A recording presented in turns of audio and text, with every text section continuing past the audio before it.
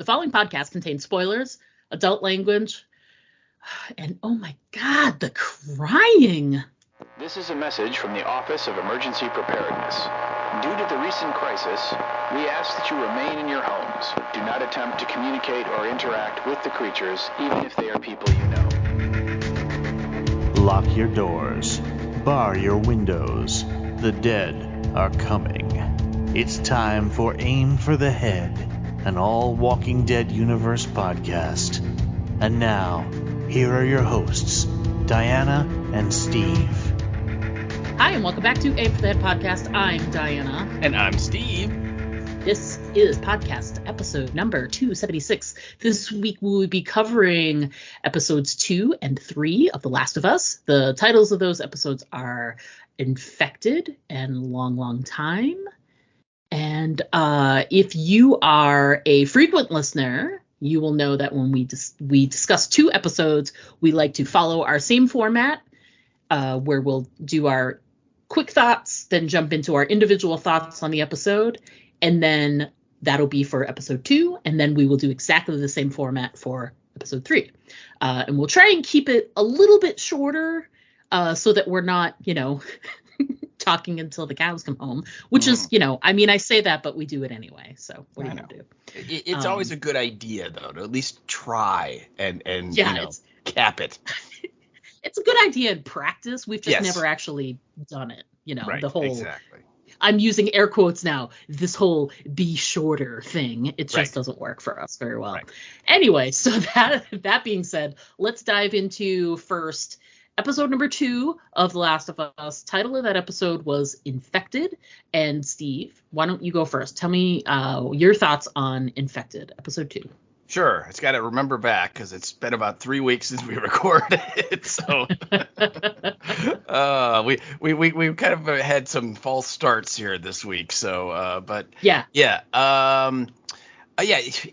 it's a great episode. The only thing about it that was terrible was, Anna Torv leaving, and that was just a personal thing with me.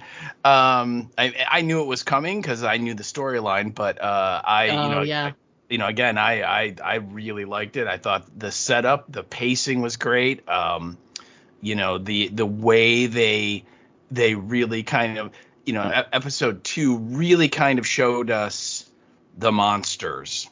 Right. And you really got a lot of world building on this is what an infected person is like. And this is how they can kind of communicate. And this is where they kind of hang out. And, oh, wait, there's like a super infected guy that, can't see but hears really well. And, all that stuff. And at the same time, it was exciting, intense. And, of course, you have the heroic sacrifice at the end and all that stuff. And really kind of propelled the story into what I think most of us were expecting, which is Joel and Ellie together by themselves. And that's kind of where it, kind of sets up for the rest. So I really liked it. But what did you think?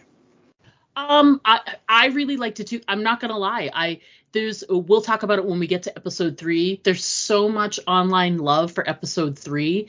And I'm kind of glad that we are covering these two together, because I did love episode 3, and we'll get to that.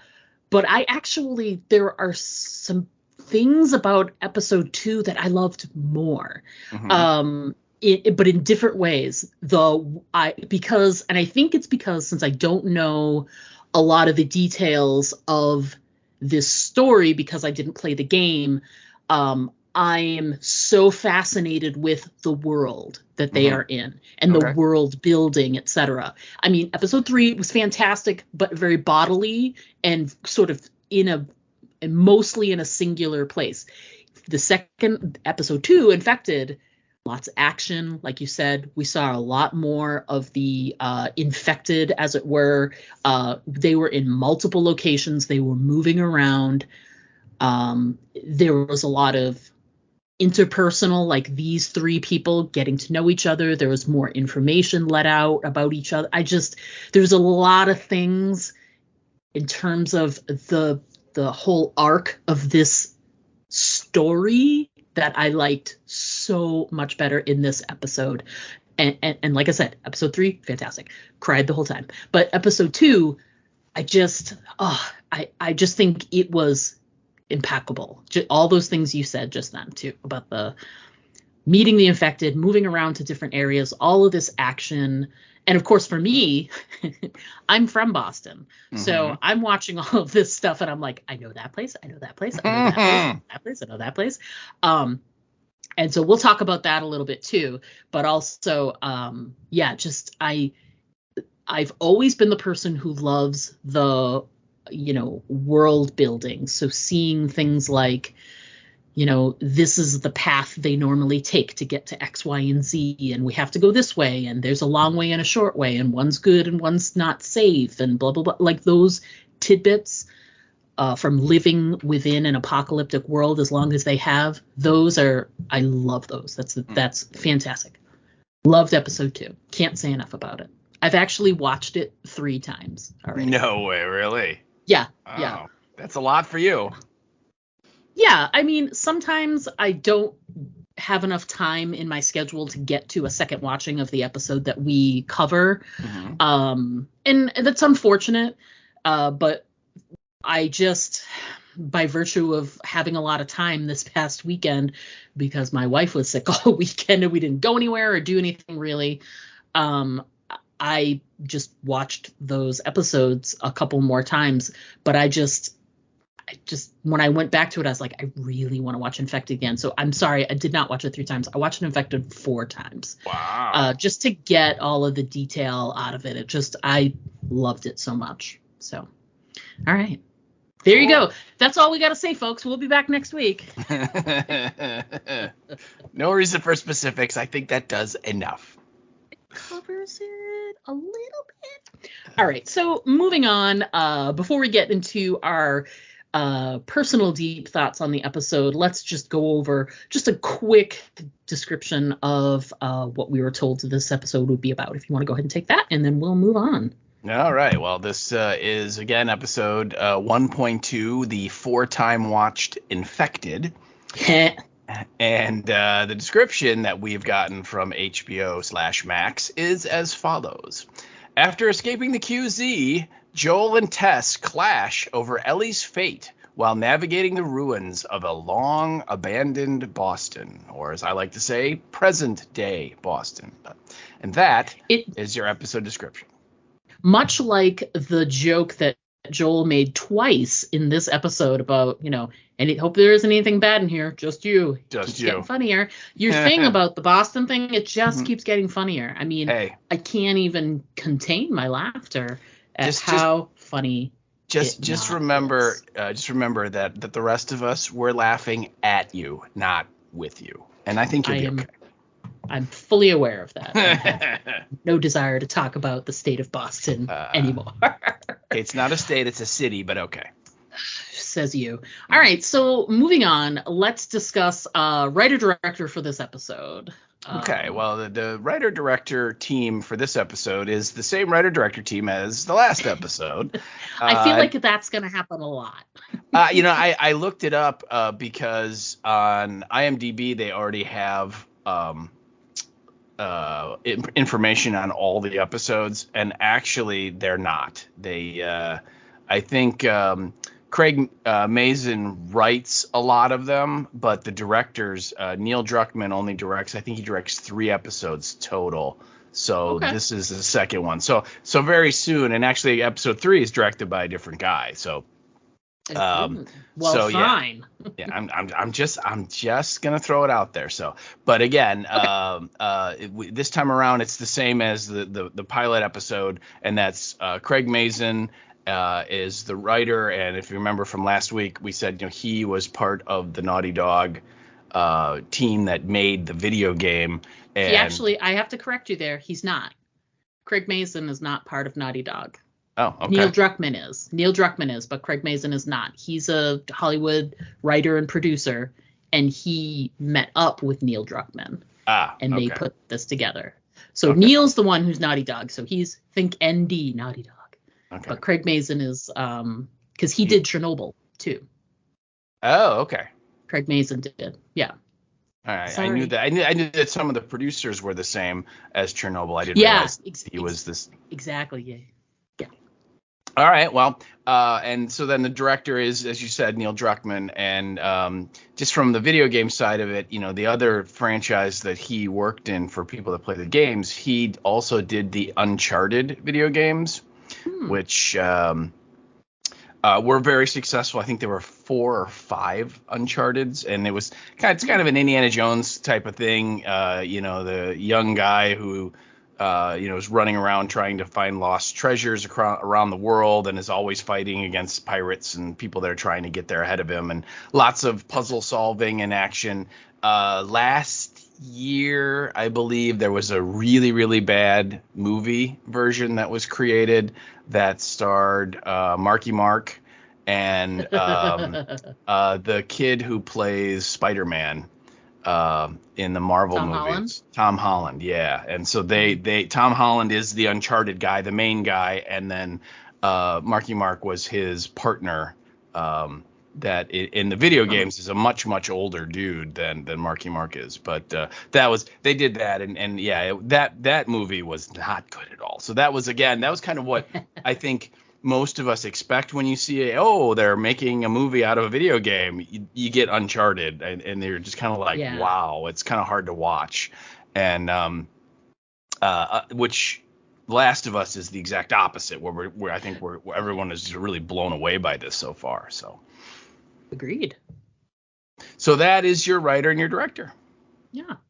I think too, like, I've been listening, now that we're like into it, and I'm as we watch each episode, I'm like backtracking and listening to other podcasts and other media about each episode, because I'm really sort of diving into everything. And one of the things I keep hearing consistently across the board, since you said that thing about the other video game that was turned into a movie, a lot of people, the thing they agree with is that as a video game, The Last of Us had a compelling story already. So you could build off of that story and still have a compelling story. You take a video game that doesn't have a quite as compelling a story, and then you just build the world of the game and then create either some other story or a tangent from the story of the video game. And it falls flat because it just doesn't have any strength around it. And that The Last of Us, the thing that it had was that this really strong story that just touched people so well that if you stick with that as sort of like the framework and then build from there, it's such a solid frame to begin with, that story, that it can't be anything but compelling based on the the quality of it to begin with. So yeah, I just keep hearing that from other people completely across the board that are just so. I'm not sure I've really come across anyone who's really said anything bad about the show yet. I mean, not really. I mean, like, I'm sure it exists. Oh yeah. Because it always does. But I mean, across the board, pretty much. I can't. It's so crazy how it's almost universal. It's got such good reviews. Anyway, that thing I said about how we sort of get on a tangent and then we just never become like the short podcast. Yeah, it's not going to happen. So let's start out by talking about. We both got some points here from the prologue, the sort of cold open in Indonesia, which clearly shows like the ground zero of everything. And it was fascinating, absolutely fascinating. I just put that in there because I figured we would talk about so many different points. I didn't want to take up space on our sheet where we write our notes down, because I could talk about every single point in that prologue. The whole setup of it was just so wonderful, and the actors did so great, and their reactions are so human, and immediately you cannot help but be sucked right in. There was some really, really good gross stuff too. Oh God, yeah. Which I loved. But I had a hard time watching the second time. But knowing it was there was a lot easier. I could look away when she sliced into her ankle, and I'm like, oh, gross. And when she tweezered things out of her throat, I'm like, oh man, gross. It's gross, but awesome. The perfect sequence to be eating like cold spaghetti. Spaghetti, yes. Or like Brussels sprouts, or like a salad with lots of greens on it, and you just be like, yeah. I think honestly, I think we talked about this. You did. I said they look like bean sprouts. Yes. So if you're having a salad with bean sprouts on it, I'm not sure I'll be able to eat them without thinking about the show, unfortunately. And I like bean sprouts on a salad, so this is unfortunate. So anyway, not anymore. Yeah, sorry, folks, if I ruined bean sprouts. Just be glad. I think it was back in the days with Julie, and I think Rich was on the show, and now we ruined figs for people. Sorry, we're doing it again. We're ruining foods for people, and it's the second coming of it. But anyway, back to the prologue. What you have a couple of comments in there, but what things really stood out for you in that cold open? Just the initial opening of it, where the general and his soldiers show up at the restaurant, and just the way everybody in the restaurant, they're all like watching, like, this guy's here for one of us. And yeah, which one of you did it? Yeah, and you just kind of get the sense that this is kind of probably an oppressive regime, or a regime that a government that is used to, or a normal thing is kind of rounding up people, for various offenses. Yeah. And you can just tell that all those people in there, they're all just like, they're still kind of talking and keeping up their conversation, but like out of the corner of their eye, they're watching, like, where's he going? Is he coming over here? Oh, for sure. And I thought that was just really telling. And even when they then get her and she's in the car, and at one point, she's like, did I commit a crime? And the general's like, no, you didn't do anything wrong. And she's like, we just need you to come and look at something. And she's kind of like, okay, like this is unusual, but all right. And so, yeah, I really like that. What about you? What was one of the things that struck you? Well, sort of like piggybacking off of that, if you think about it, think about her area of expertise, right? She's into mycology, which is, I'm going to get it wrong, but I'm sure she specializes in like funguses and things like that. So if in that sort of regime, if you get picked up during your lunch and you're like, am I being arrested? And they're like, no, what would your immediate thought be? Like, what could they possibly need me for? It's not like, I mean, I hate to say it, but it's like, it's not like she's a nuclear physicist or something that you could immediately go, oh, the government would need me. She studies fungus. Yeah, right. And she knows that there's the possibilities, like they said in the cold open of episode 1. She knows the possibilities of what would happen with an outspread of a fungal outbreak, yada yada. She's no dummy.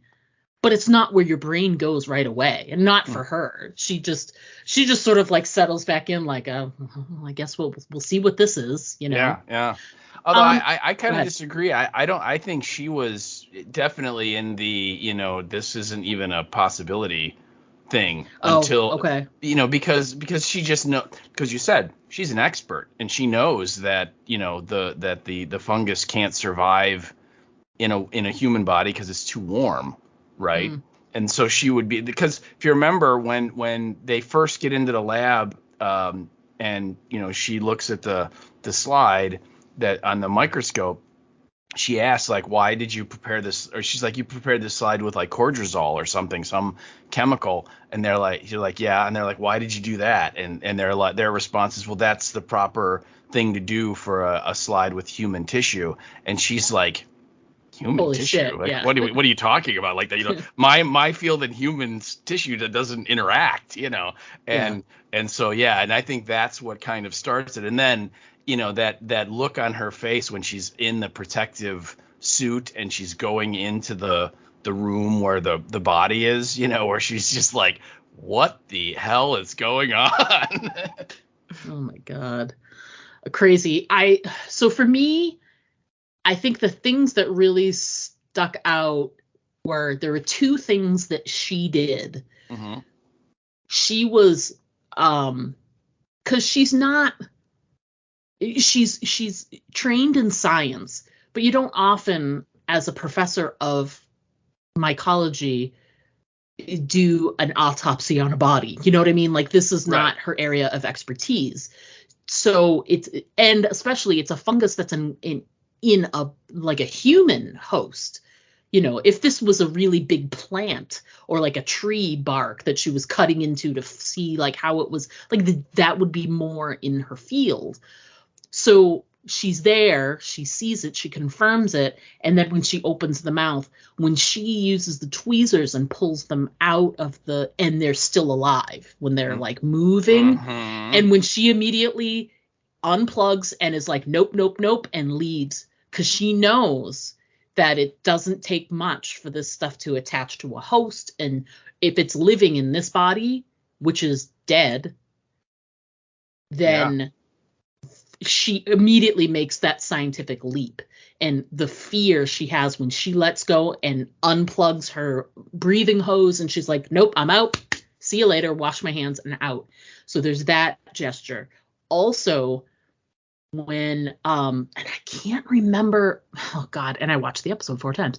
I can't remember what it was that he said to her, but it was something he said to her that made her realize the absolute gravity of the situation. Oh, when he said we can't find the other 14 people. When he said I can't find the other 14 people, her hand shakes and you can hear it with the teacup. Teacup. She's holding the teacup. She it clankety clankety clanks because she starts to get nervous. Because as of right now, until he says that, it's this one person. Mm-hmm. She's infected. She attacked other people. I think it's when she asks who bit her. And they said, we don't know. And he said, we don't know that. Yeah. And then she goes, is anyone else missing? And he said 14. And then, and you're right. And she's kind of like, she's doing the math in her head. Yes. And she's like, yeah, we're screwed. Yeah, because prior to that, until they say it's this thing, it's an isolated incident. You wouldn't think anything else. You've got this one person, you're in here, you're looking at it, and she acted a certain way. She attacked people and bit them or whatever, and they eventually, as he said, they eventually had to put those people down. So I think he said it was 3 or 4 people, I can't remember, from the factory. So as far as she knew, it was contained to those people. Mm-hmm. So when he said the 14 and we don't know where they are, oh boy, then she was one person, she infected 4, and they had to put them down. And that was like an isolated incident. Like, they were able to isolate her and actually like shoot her in the head and take her down and bring her in. But they, you know what I mean? Like, if you exponentially do the math of how many people those 14 are going to infect, and then those people that are infected, they're going to infect another group, and like the spreading out, almost like from the way the title sequence is, where it shows all of those like bits of the fungus just like spreading like wildfire. So the same idea. And so those 2 moments where she has those like visceral physical responses of fear, those stand out so big to me in that prologue. Absolutely. Yeah, it was amazing. It was. Yeah. It was chilling. Very, very much in line with the John Hannah opening from the week before. Yeah.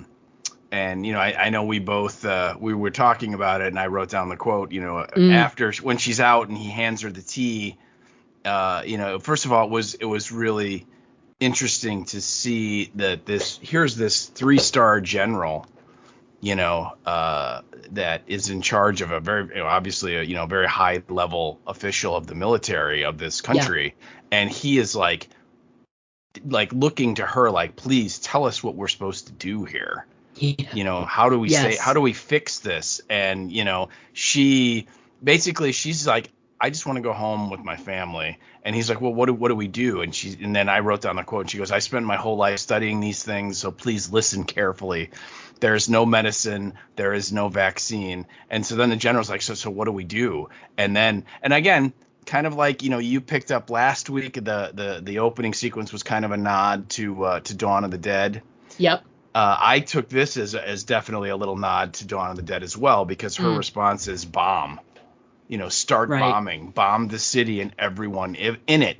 And again, very similar to what the scientist with the eye patch comes up with on the television in Dawn of the Dead about the middle of that movie, when his big solution to the problem that the reporters are like, well, what do we do? How do we fix this? And his thing is like, well, let's just drop bombs on all the big cities. And they're just like, how is that going to make things better? But he's like, that's the logical, emotionless, cold mathematical solution. And, of course, the rest of us are like, that's insane. And I think you kind of get that in a microcosm here, in that her answer is bomb everyone, kill everybody, because we don't know who's infected and who's not. And it's the only way. And he, even for this like general, that's like, what the look on his face, he's like, you can't be serious, you know what I mean? And it's right. Just, so yeah, I thought that opening was really great. Again, very chilling, and it was two actors. That was it. Yeah, it was a really great sort of dark and intense way to set things up for the whole episode, sort of puts you in the right state of mind and the right mood. And I like how, sort of pivoting away from the prologue, you get the the title sequence, and the very first image you get after the title sequence is Ellie asleep on this sort of like bed of moss, and there's like a little butterfly floating around. The sun is coming in from the roof, because it's obviously like a hole in the roof, so the sun is sort of, and she's like it's this really beautifully crafted image, and she's in a fetal position too. Yeah, and right, and it's so beautifully put together. It's really just a gorgeous image, and it's to contrast that with what we just got, and it's just this cute little beautiful moment. And it only lasts for about 10 seconds, because she stirs a little. She wakes up. She's got like, oh, the light is on me. I'm surrounded. This is really pretty moss all around me. There's a little butterfly. She turns, and holy shit, they're sitting and staring at her and have their guns right on her. They're like, they mean business. Yeah. So I thought that was a really, like, the transition to go from the prologue into this, which was just this gorgeous moment. Ellie's kind of disoriented when she wakes up, and it's this like, the surroundings, et cetera, and then when she turns and sees them, it's like, oh yeah, these people. Oh yeah, that's right. My life is terrible. Love me. Yeah, loved that. Yeah, and sort of like we transition from there. They've got this really great sort of opening scene, and they make their way. They wake up and get on their way and sort of step out the door into Boston, and we get our first sort of look at daytime apocalyptic Boston. And it's great because we're seeing it for the first time, but so is Ellie. She looks and she's amazed, and they make a comment where like, it looks different than at night, right? Basically. She's like, yeah. So it just, I wanted to make a comment too, that I think that the level of detail that they've put into the set design in terms of the nature taking over aspect is by and far better than anything we've ever seen in the past. Like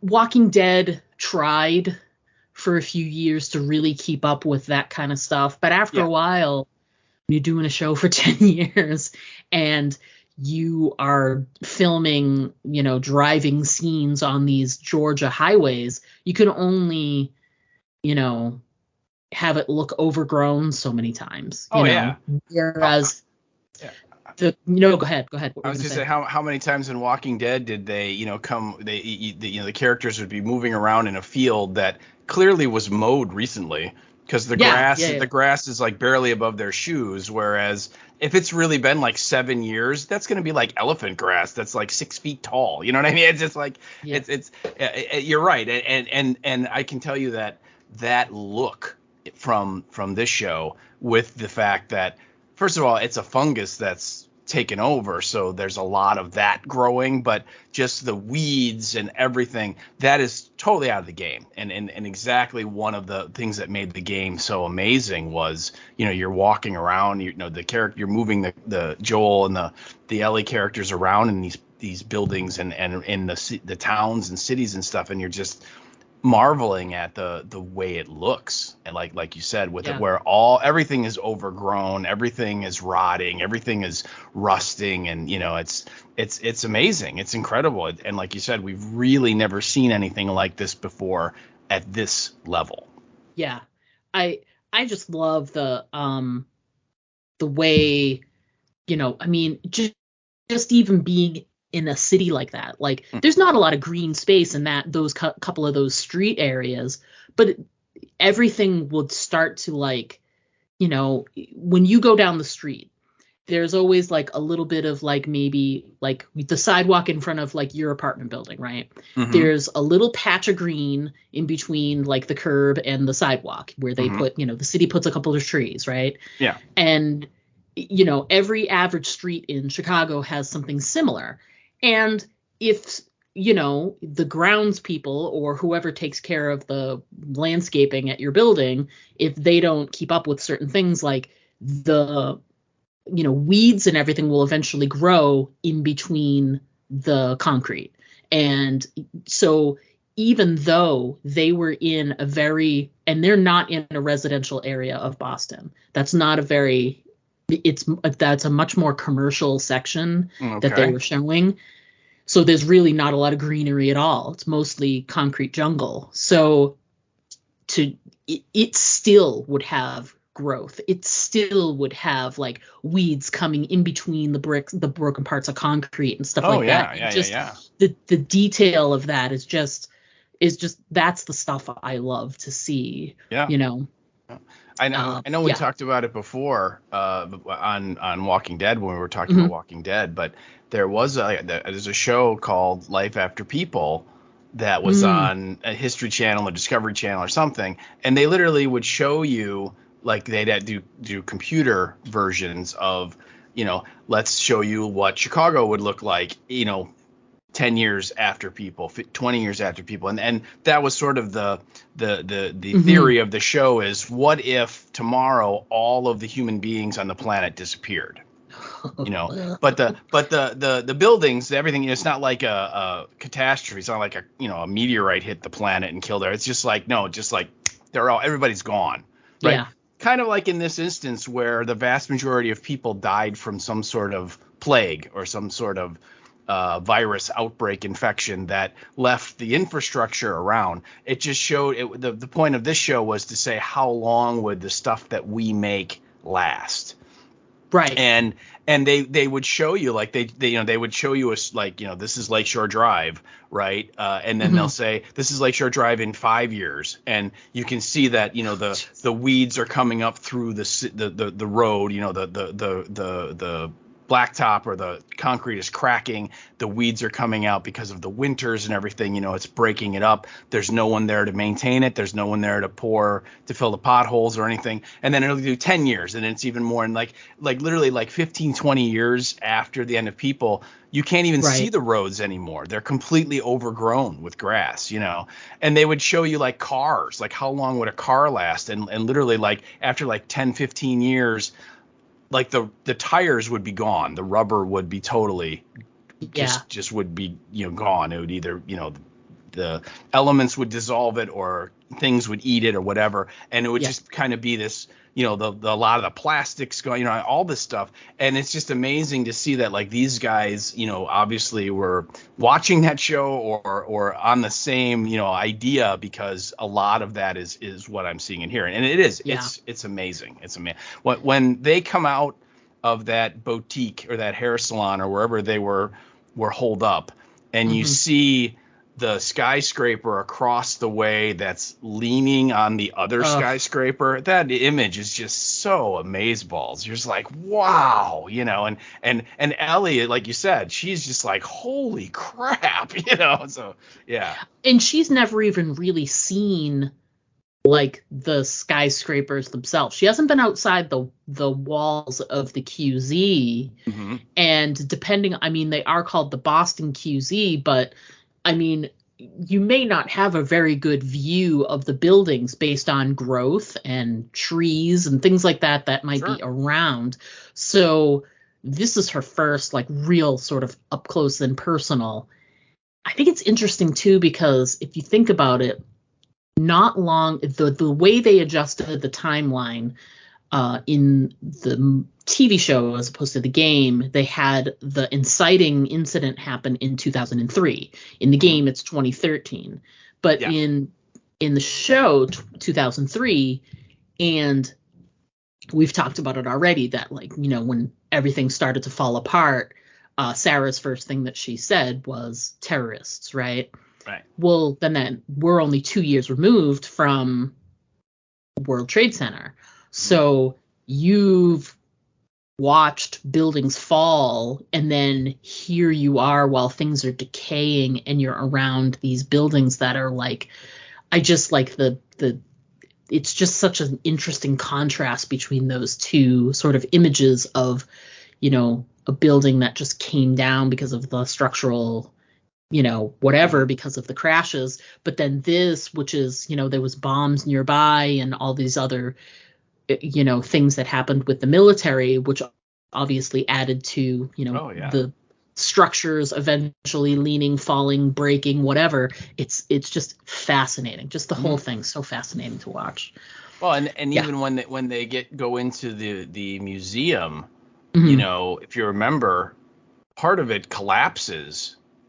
They go up the flight of stairs, and like literally Tess just barely gets out of the stairwell before it collapses on itself, which is another thing that would start to happen. Because again, if there's nobody around to upkeep the buildings and maintain them and repair them when they break and things, because again, modern components wear out over time. We've all seen it. And I think that's something that most of us don't really take into account. And that is, when you go to a big city like Boston or Chicago and you look at these, all of these massive buildings that are there is an army of people that their whole job is to make sure those buildings don't fall over. Right. I hope so. Yeah. I mean, it's just true. I mean, it is. And if they all go away, and then you have 20 years of the elements to attack those buildings, a lot of them are going to be very rickety, and they're just going to start falling down on their own. And clearly, like the one that leaned over, that's what happened. That one lost enough integrity that it's like, I need to rest on you now. So. Yeah.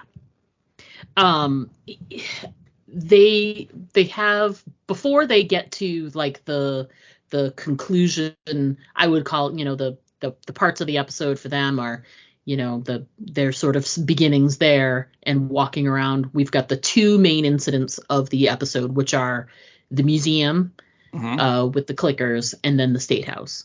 So the museum, let's talk about that. Well, I think also when they the hotel.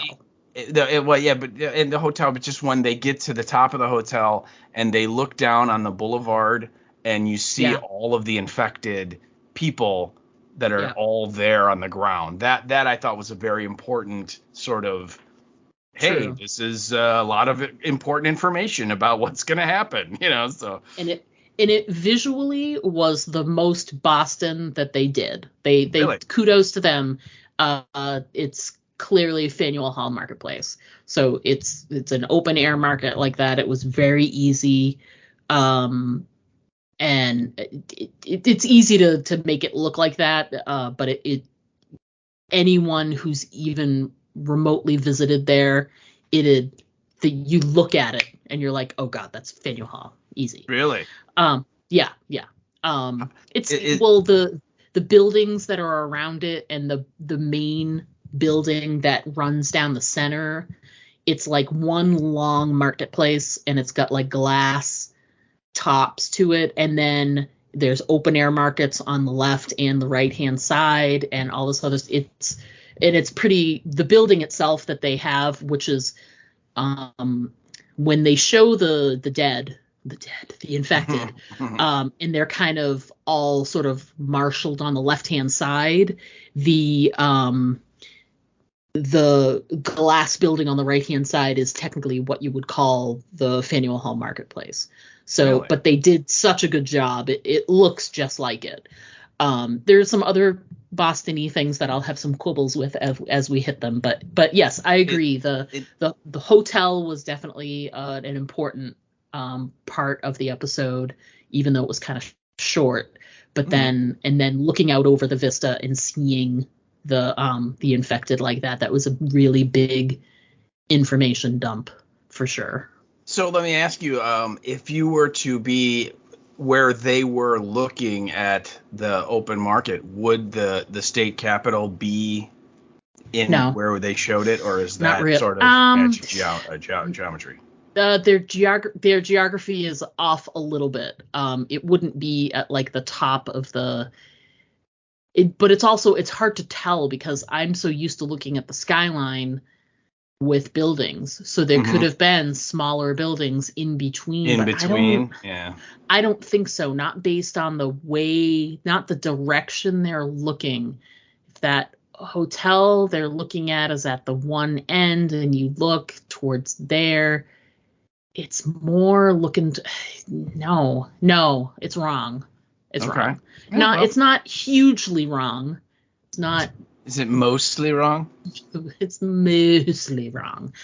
It's also not that close, too. Yeah. Okay. I mean, it's probably a good half mile to a mile from where they were. Yeah. At least.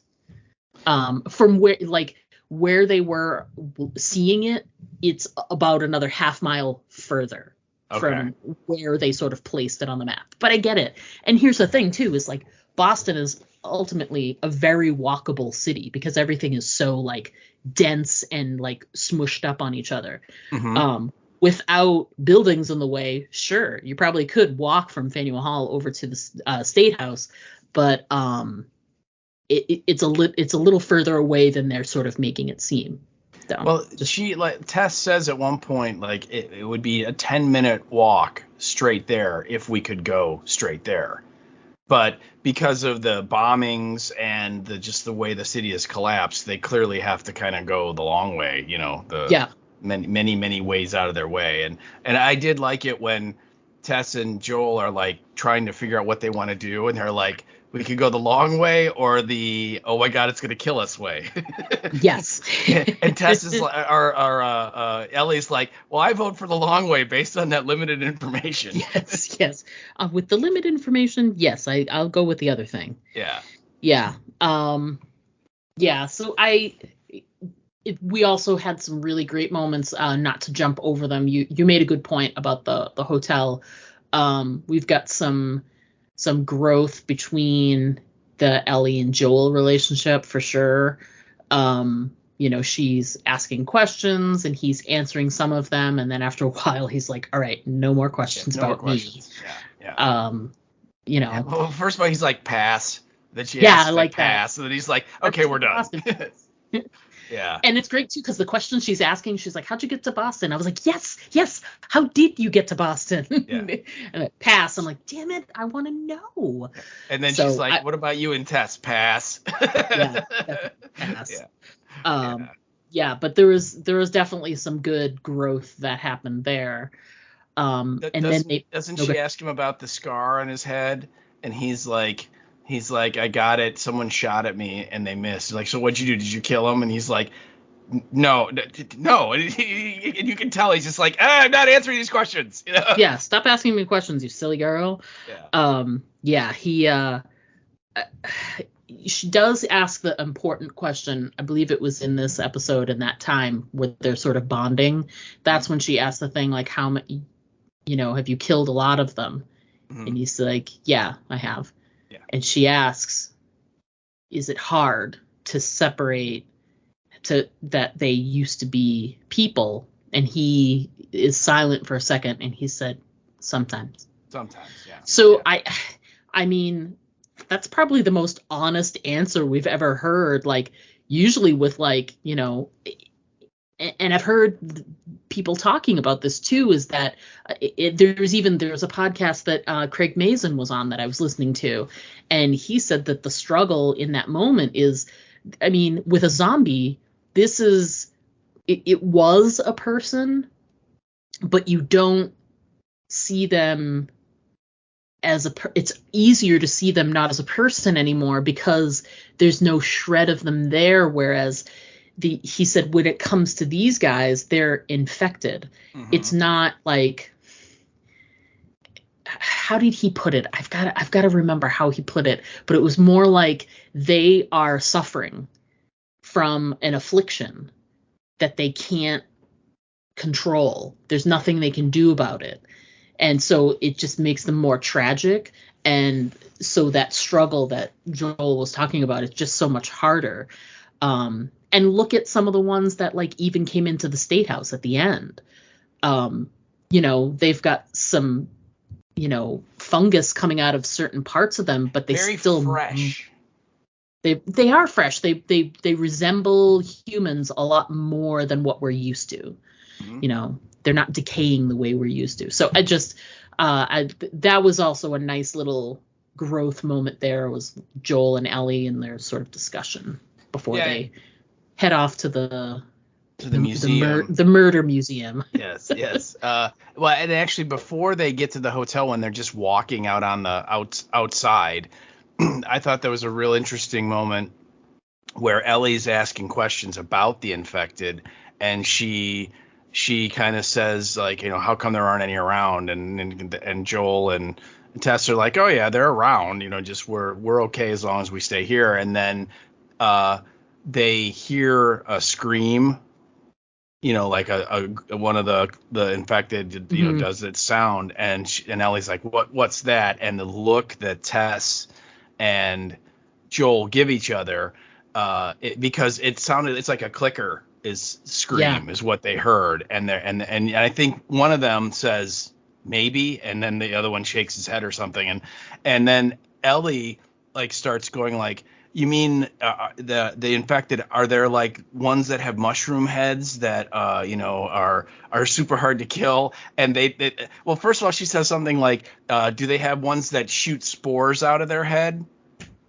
And they go, and Tess is like, not that I've ever run into. And then she goes, what about like mushrooms for head that are really hard to kill? And they don't say anything. They just kind of look at each other, and you're like, oh yeah, that's coming.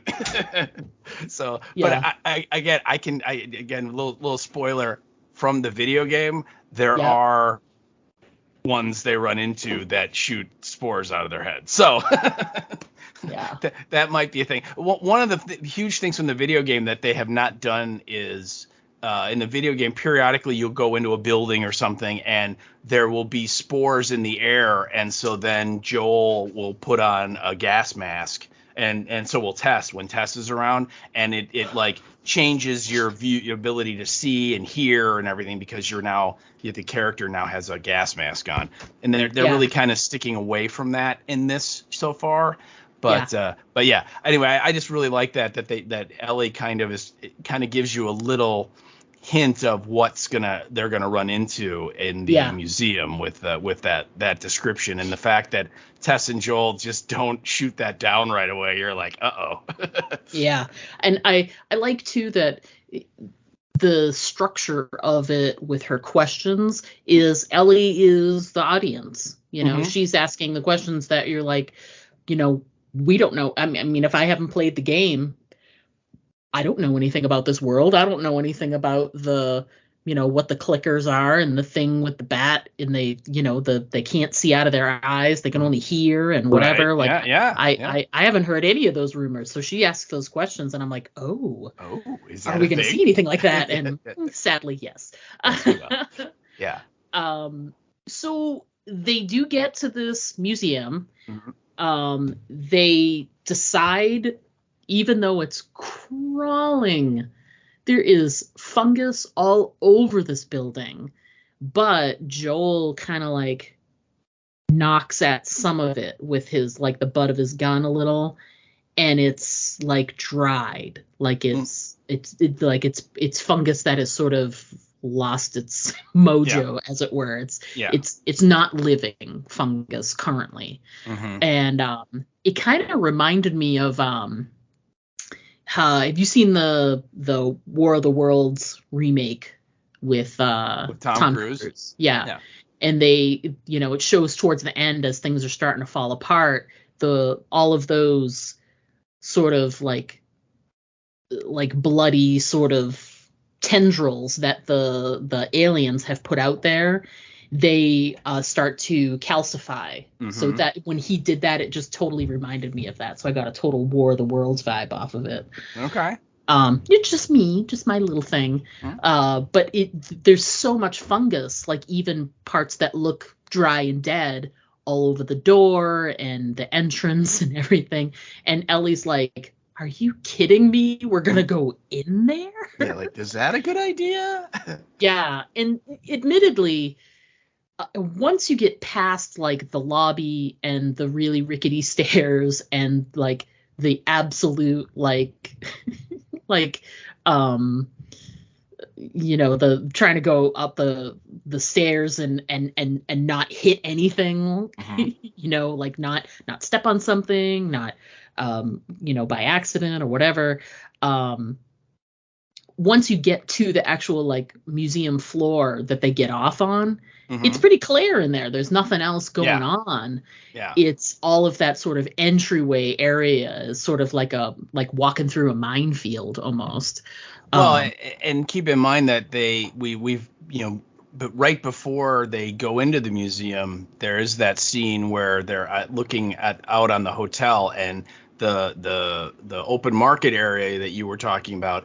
There's like 60 or 100 infected people that are all there, and they're all lying down on the ground. And it's really interesting because when there's a bit where like they all kind of get up and move a little bit, that is really kind of freaky to watch. Yeah. And they kind of are like, how did this wasn't here last time? And so Tess is kind of like, well, people must have come into the city looking for the QZ, and they went into the buildings looking for shelter at night, and they got infected. And this is they're here.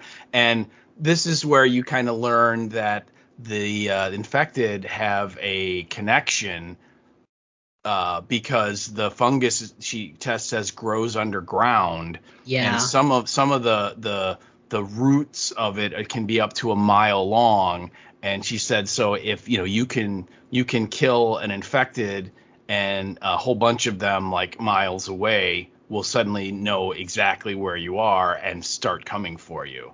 And so Tess or not Tess, but Ellie, and also the audience, has just learned this little tidbit of don't step on shit on the ground. Yes. And then now, like you said, they got to like go into this building that is like almost 90% overgrown with weeds. You're like, what are you talking about? We're not going in there. Yeah. By the way, don't touch anything on the ground. But by the way, this place we're going to go into, there's tons of shit on the ground. and like Joel is like, well, because you're right. He cracks the one root or the one piece of fungus, and he's like, it's bone dry. And then he's like, maybe they all died, the ones that were in there before. And I think Tess is like, finally some good luck. And then as soon as they go in there, like Ellie like goes around a corner and finds like a fresh dead guy. Yes. That's like torn to shreds. And she's like, what the hell did that? And then you see Joel and Tess they're like in full concerned. Yeah. Like, yeah. Remember, it's like now we move silent, not quiet, silent. Silent. And, no, you stay right behind me. Don't ever leave my side. Don't scream. Don't make any noise, all this stuff. And suddenly it's much more, what are they going to run into? And yeah. And so they go up to that second floor. And I really want to know, what did you think of the clickers? Okay. Here's the thing that's crazy is the one image where you finally get the full on, like the face, like popping up in the flashlight, and you get the two like sort of mounds on either side of the eyes or whatever. Mm-hmm. They've been using that in promotional photos for like I know. weeks and weeks. Because it's a real cool image. It's a great image. It would have been great if I hadn't known about it. But I still would say, even though I knew, it's still a really good, like, jump scare, like, oh, God. Because it's so different from anything we've ever seen before. You know, the fact that they, like she said, like a bat, they have to find things by sound. Yeah. So cool. And I really felt like, and I did not play this game, but that whole area inside the museum, it felt like gameplay. Yeah. Come over here, hide behind here. You've got to get on this other side. We need to get to the other part of the other side of the room where there's the window, which will get out onto the roof so we can cross over to the next building. But there's like 7 obstacles in this room and you got to get through them. Oh God. Yeah. Yeah. Well, and just the, the clicking and the way that they kind of stagger and kind of have that spasmodic movement, and that kind of, that they made. It was just awesome. And also, wow, it takes a lot to take them down. Yes. It took a lot of shots. Yeah. Although, again, in the game, I suppose a little nod to just the zombie genre in general. The game, the weakness of the clickers is our motto, our tagline. In that you have to use headshots to kill them, but nice. But I can tell you that I playing the game as most of the game you play as Joel. Sometimes it switches and you play as Ellie because Joel at one point he's incapacitated for a little while, and so you get to play as Ellie, and then there's a couple times where they get separated, and so you do Joel's part and then you jumps over to Ellie and she has to do her part to get back with him and so on. But I cannot tell you how many times as Joel I've gotten killed by clickers. I mean, hundreds, because if they get up to you, you're dead. It immediately goes to a cutscene of them like ripping a big chunk of your neck out. And so they are really, really hard. The only thing you can do in the game is you can sneak up behind them. And if you have a knife that in the game, you can make shivs. And if you have one, you can jam it into its head and kill it. But that's really the only quick and easy way to do it. The best thing to do is just kind of like sneak around them and not piss them off. So, but they're unbelievably terrifying. I had a question. It was interesting. So there was the main clicker, the first one, because there were 2 that they killed. Yep. So there was the one that Joel dispatched, and the sort of the mounds of like fungi that was like over the the above the eyes and whatever looked very like green and fresh. They were kind of moldy and gross. Actually, it was awesome. But they looked very sort of alive. Now the other one, and maybe it was just a trick of the light, I don't know. When I first watched it, I thought that it was metallic because of the color. But then on a couple more watches, I'm curious if those like sort of bands of the fungus that are across the eyes on the second one, if those had calcified as well, because they looked kind of whitish silverish to me. Did you notice that? I did, and again in the game there's not like a standard look. They all vary. And if you remember at one point Joel, and maybe this was in the next episode, but at some point Joel tells Ellie that the infected people, sometimes they live like a week or a month. And he said some of them are still walking around 20 years later. It just really depends. And so I'm guessing like those two clickers, one of them, like you said, was probably very fresh and just become a clicker. And the other one maybe had been there for years. And so, like you said, it was sort of drying out a little around the eyes. But I did notice it. I did notice that they definitely had a different look, each one. So yeah, because that second one, because I noticed, Joel, it took a few shots for the first one, but on that second one, it as it's coming towards them, I was like, and they were having trouble putting it down. I was like, is that like something like, are those like metallic? Like it looked almost like a metallic sort of basket, or like you remember when Rick was being held by the trash people, and they put the Zed that had the spikes and stuff, the headpiece and the spikes and everything after him. It gave off those kind of vibes to me, kind of like oh God, what's his face, the guy that speaks the mouth of Sauron in Return of the King. And he's got like that big gross mouth, but his eyes are all sort of covered in whatever. I don't know, all of those sort of like creepy sci-fi vibes. Anyway, still great, wonderful, nerve-wracking and scary, and and the way they shoot it in the dark, where they basically only have the flashlights to provide any illumination, and it was very claustrophobic. You didn't know where they were coming from, and they're hiding, and then once they kind of get away, the clicker is still moving around, and you can hear it, kind of shambling, and of course it's and all that stuff, and you're like, oh my God, get out of there! It's that was awesome. So I have two questions. One is,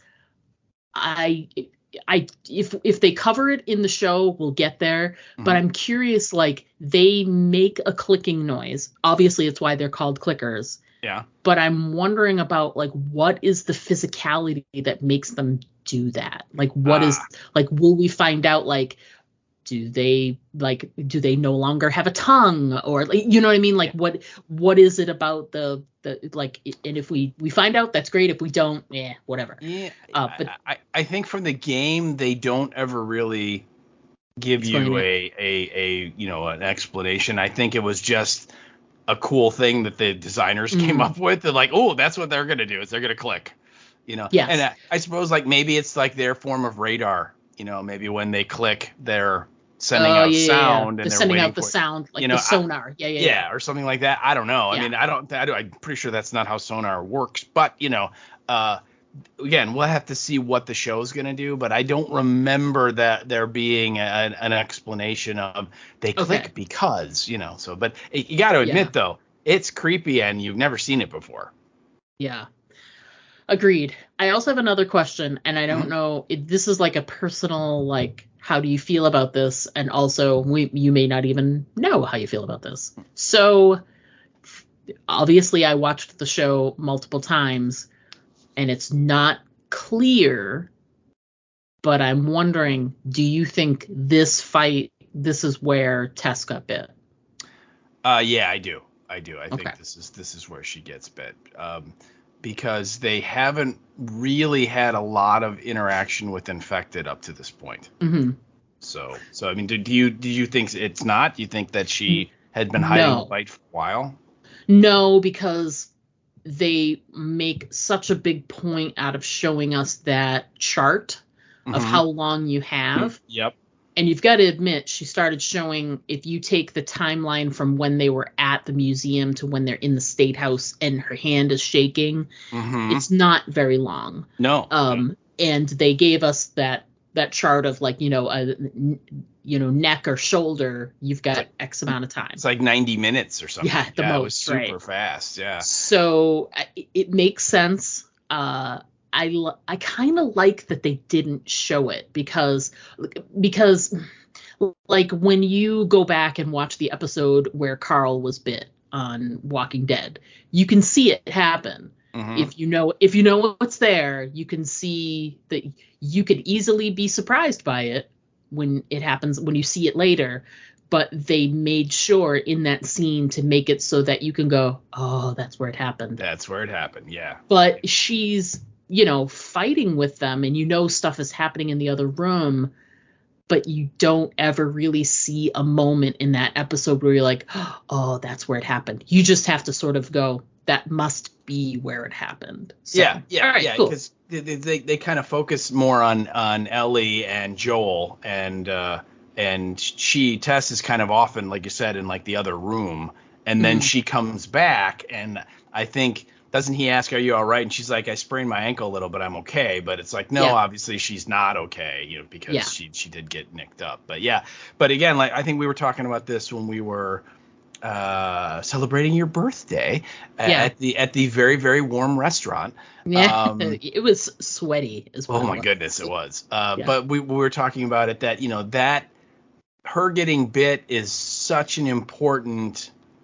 plot point for Joel, because it gives him like direct evidence of Ellie is immune, that Ellie was bitten and is not turning, and it was weeks ago. Whereas here is Tess, who got bit, 35 minutes ago, and she's already, like you said, has the tremors, and her neck looks horrible. You can tell it's like spreading and getting worse and stuff, and so it was very important for Joel to see that, because that's what's going to push him more into the okay, she's not going to turn thing. And I believe Ellie gets bit again in that scene.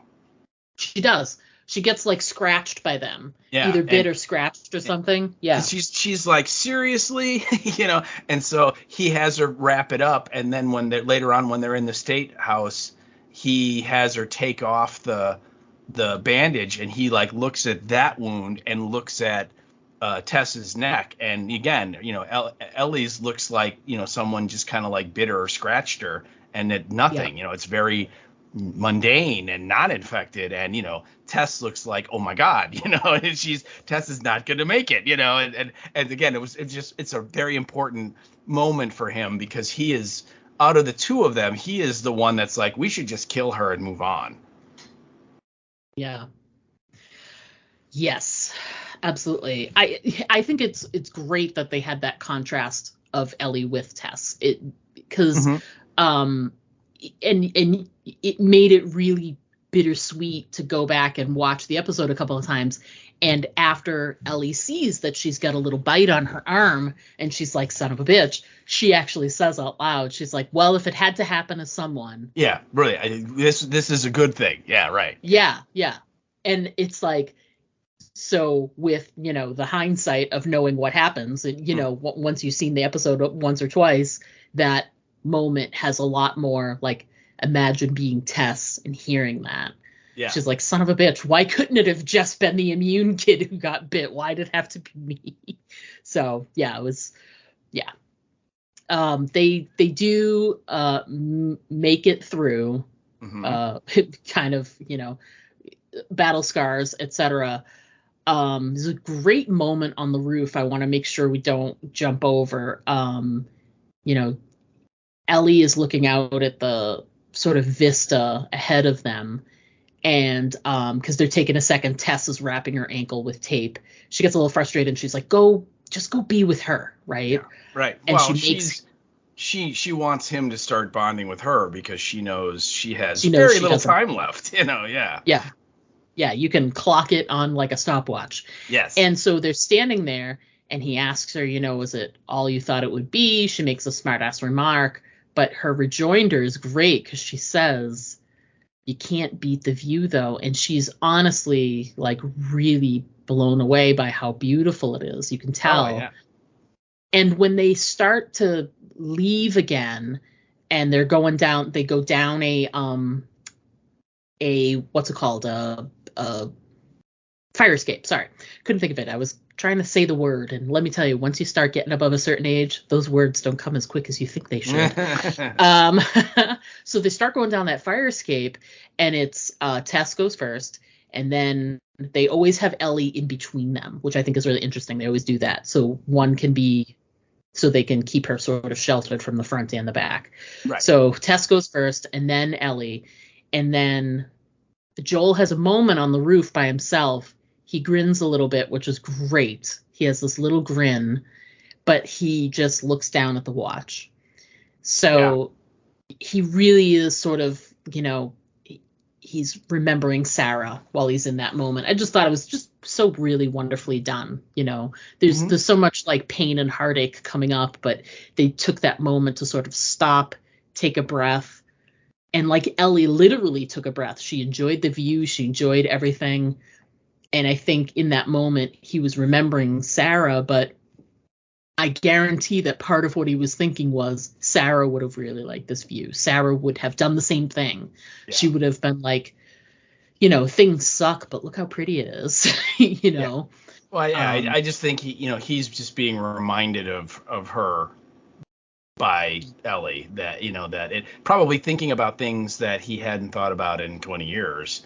And then again, he has that little smile. And then he immediately looks down at the watch, which of course doesn't work because it got shot. Yeah. And that is a huge reminder to him of that moment. And then, the little smile kind of goes away. So it's like you said, it's very bittersweet for him that he has that, like, I remember when my daughter was just as annoying as this girl is. And he has that little grin of, yeah, that was great. And then, oh, yeah, wait, she's not here. Oh, yeah. So. Yeah. Great, though. Wonderful moment. Absolutely wonderful moment. Yeah. I also it was a note we kind of passed over, but when when they first go into the hotel, the lobby is like in about 3 feet of water, and there are like ducks and frogs and stuff. Yeah. It's really fun, and it's all overgrown and everything. And so they come in there, and Tess and Joel just start wading right into it, and Ellie's like, "Wait, we have to go in there?" And she's like, "I don't know how to swim." And then it's Joel like does like a jump, and he, it's like up to like his knees, and he's like, "You ready?" She's like, "How was I supposed to know?" But anyway, so she's walking through it, and I just love the sense of wonder that Ellie has, because she's like, "Oh my God, this is so gross." Yeah, I think they did such a great job in this episode. Also, parts of episode 3, we'll see if it's something that continues. They do a really great job of interspersing these moments of wonder that Ellie has, and you use that wording perfectly. You liked her sense of wonder in the hotel and even though her reaction is that it's gross, she's still like enjoying the hell out of it. And she's totally acting like a kid, and she goes up to where the front desk was, and she's like, "Excuse me, I would like your finest room." "Very well, madam." And then she grabs the luggage rack, and then the skeleton, the corpse falls on her, and then immediately you're brought back into, oh yeah, this is the end of the world, but yeah, I agree. And there's definitely more of that in episode 3 when they get to the gas station or restaurant or wherever it is, that Joel has the supplies hidden, and he's looking for them, and she's goes and does her own little exploring. We'll get to that when we get to that episode, but definitely more of that. So yeah, I'm wondering how long they're gonna let her keep that before the harsh realities of this world stomp all that out. Yeah. It's nice too, because she's, like I said, she is the viewer. She's experiencing all these new things she's never seen or experienced before, and we're right there with her. Going into the hotel and all of that stuff, and other stuff is, oh my God, that's so cool, and the view looks great. And she has a couple of more moments that are kind of like that in the next episode too, which we'll talk about. It just, I think they're keeping her like the way you worded it, that sense of wonder. It's really easy to get caught up in as well. You get excited for her. Oh, cool. She gets to do this thing. Well, you have to imagine that, she's her 14 years have all been in the QZ. She's never been outside of the walls before. So, her exposure, she did go to a Fedra school, and she learned about the crappy government, but, she knows about things like cars and planes and stuff, but she has never been more than probably like a mile from where she, the school, wherever she, the orphanage or wherever she was living. You know what I mean? It's like one of those people that has just never gone out of I don't want to say comfort zone, but never gone out of like her basic area her entire life, and now she is miles away from it, and so yeah, everywhere she looks, she's seeing stuff she's probably never seen before. Yeah, that's true. So we're at sort of the end of the episode. Mm-hmm. End of the line. And with the end of the line, and they get to the State House. I'm gonna make a really quick moment where they did a really good job with the gold dome, but the rest of that's not the State House. No. Yeah. Well, the State House is red brick from the front when you come in. Now they look like they might have been approaching from the rear, but there's like a U shape of white buildings, and then there's a red brick building right in the middle of that U shape, and that's the State House with the gold dome and whatever. I can forgive like tons and tons of like, there's weeds and vegetation, and also like the fungus and everything are all growing on everything. Mm-hmm. But I've watched it enough, and the stuff is not growing to the point where they're covering up red brick. It's a white brick building in the show, and it's not. But that's fine. The gold dome alone that's exactly what the State House has in Boston. All right.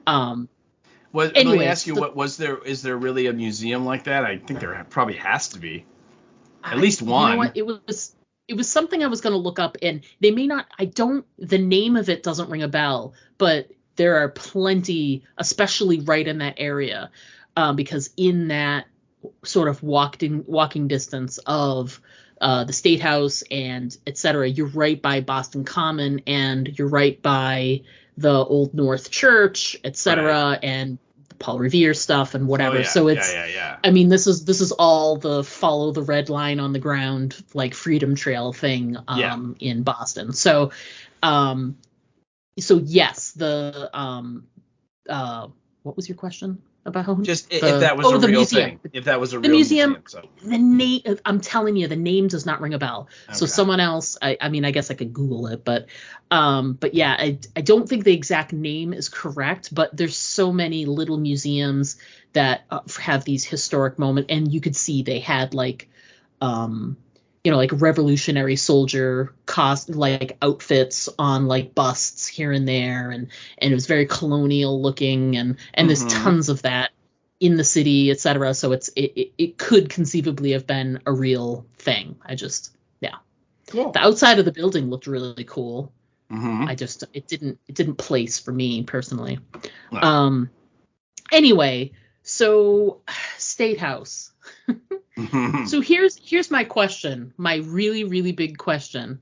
Mm-hmm. I know that they got caught up in everything once they got inside, because they were expecting the Fireflies to be there. That's what the whole plan was. They're meeting up with the faction that is there, and they were going to just hand off Ellie and get something and go. Get the battery and the things they want. And everything else that they were promised by Mermaid. Right? Yes, right. So when they get there and there's nobody there, and then they discover that, everything's wrong, I wonder, like, wouldn't you have just gone outside and taken that truck? Because it was obviously their truck. Yeah. Because there was blood in it. They obviously were killed right near it, so it must still work, don't you think? You would think. Plus, there was all those weapons and supplies in there that she uses to blow it all up, right? I mean, there's a whole box of grenades they could have taken, and you would think so. I think, they make Tess very manic in the scenes. I mean, she clearly knows she doesn't got much time left, and so she's very, visibly, shaken by the fact that there's nobody here to keep Ellie going on this mission, because she's turning, she is absolutely a believer that Ellie is the key to the future, right? The plot device that you really don't like very much. Tess is convinced that she's it, and so the fact that all the plan is gone, right? So she is just freaking out about it, and so I think they don't, and then the fact that one of the guys is comes back to life, and Joel shoots him, and then Joel sees that he's got the weeds attached to the ground, and so immediately he's like, oh crap, they're coming. And so they just don't have any time, Yeah, it's a shame because I think it's one of those sort of like, hindsight is 20/20 things. When I watch the episode again multiple times, it's like you go back and you're like, oh man, if only they'd just been like, look, they're not here. Mm-hmm. We're gonna drive to Bill and Frank's and we're gonna drop you off. Yeah. And we're gonna take this truck. You know what I mean? But they just, by entering the State House, everything sort of fell apart from there.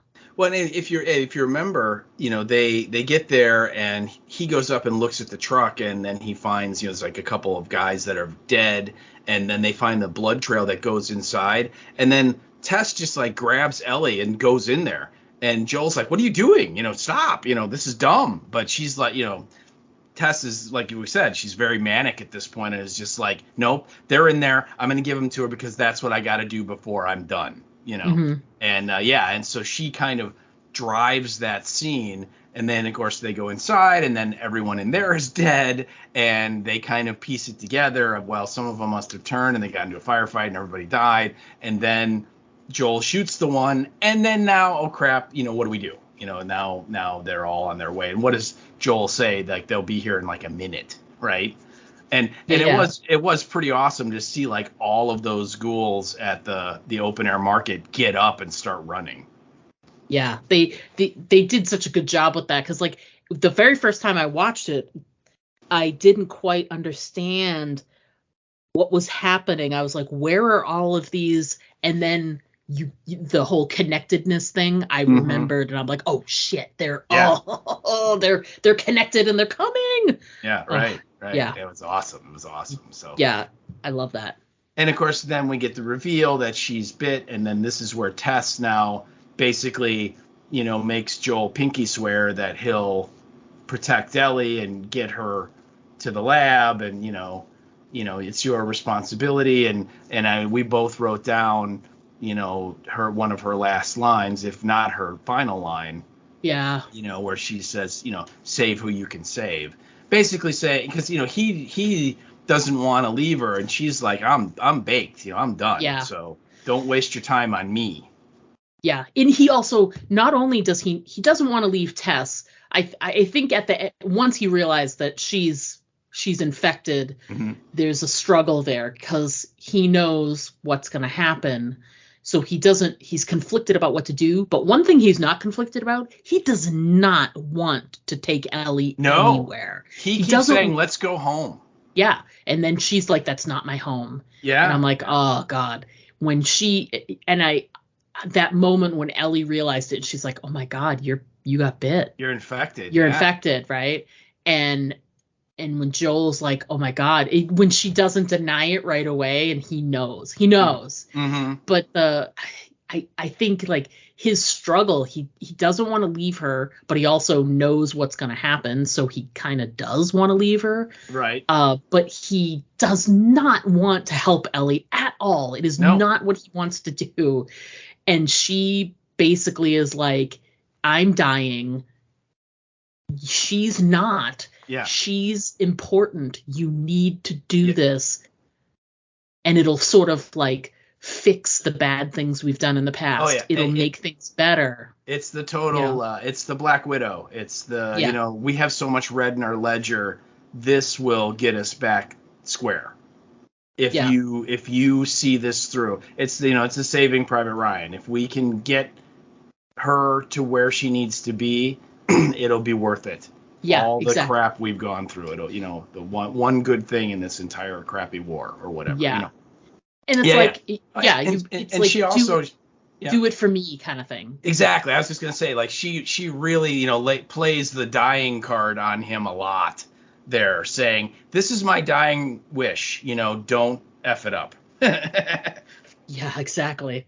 Yeah, and you could see too, she knew she was bit when she had that reaction when she says to him on the roof, can things just go right once? Yeah. Like, can it be, because he was poo-pooing the idea of her being bit. He's like, we don't know what'll happen if she's going to wake up like whatever way tomorrow. He's still like being negative Nelly about it. And she's like, can we not just have one good thing? Yeah. So she's trying to show him, she's forcing him to look at, this could be a good thing. And I'm not a good thing anymore, but if you do it for me, like maybe better things will happen. She's just like forcing him to try and see like it's not always terrible all the time. Yeah. Yeah. Let's talk about the French kiss from hell.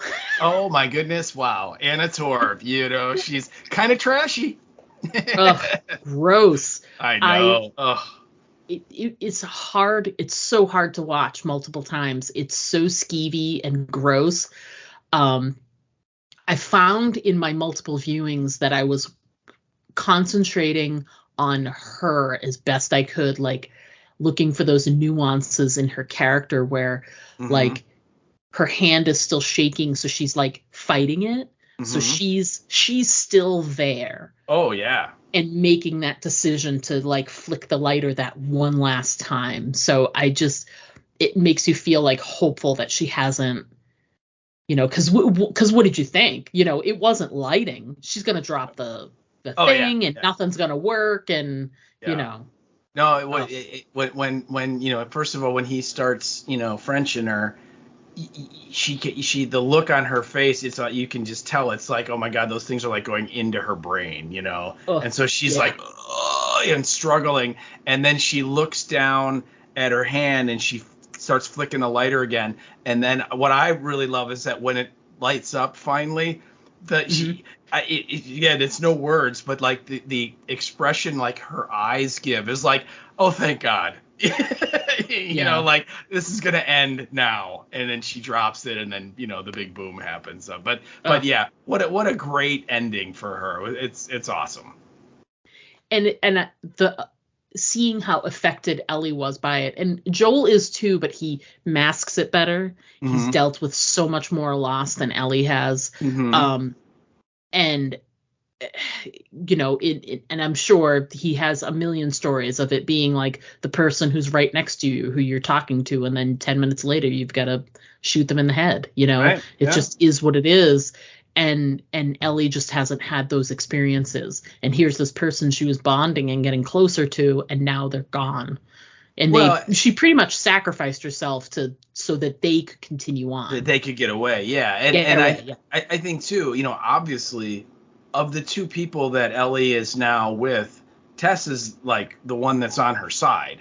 Oh, for sure. And it's kind of like, you get invited to a party by somebody and you don't know anybody else at the party. And then the person you get invited to with, they leave or are, out of the way or something. And now, you're like, hey guys, and everyone else there is like, we don't know you. You know what I mean? It's that kind of vibe where you're like, ooh, it got a lot colder in here because I have no one on my team anymore.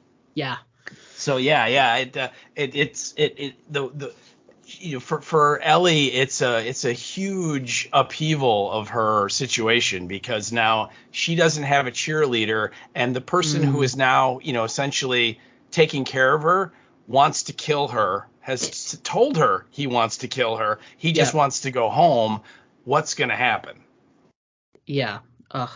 Yeah. And it's still sort of up in the air. We don't know what he's going to do. He's just trying to get away from the infected in that moment. Yeah. We don't really know what his plan is with Ellie, if he's going to follow through. Yeah, I think that doesn't Tess, like when she's, playing the I'm dying card, doesn't she say, get her to Bill and Frank's, they'll know what to do.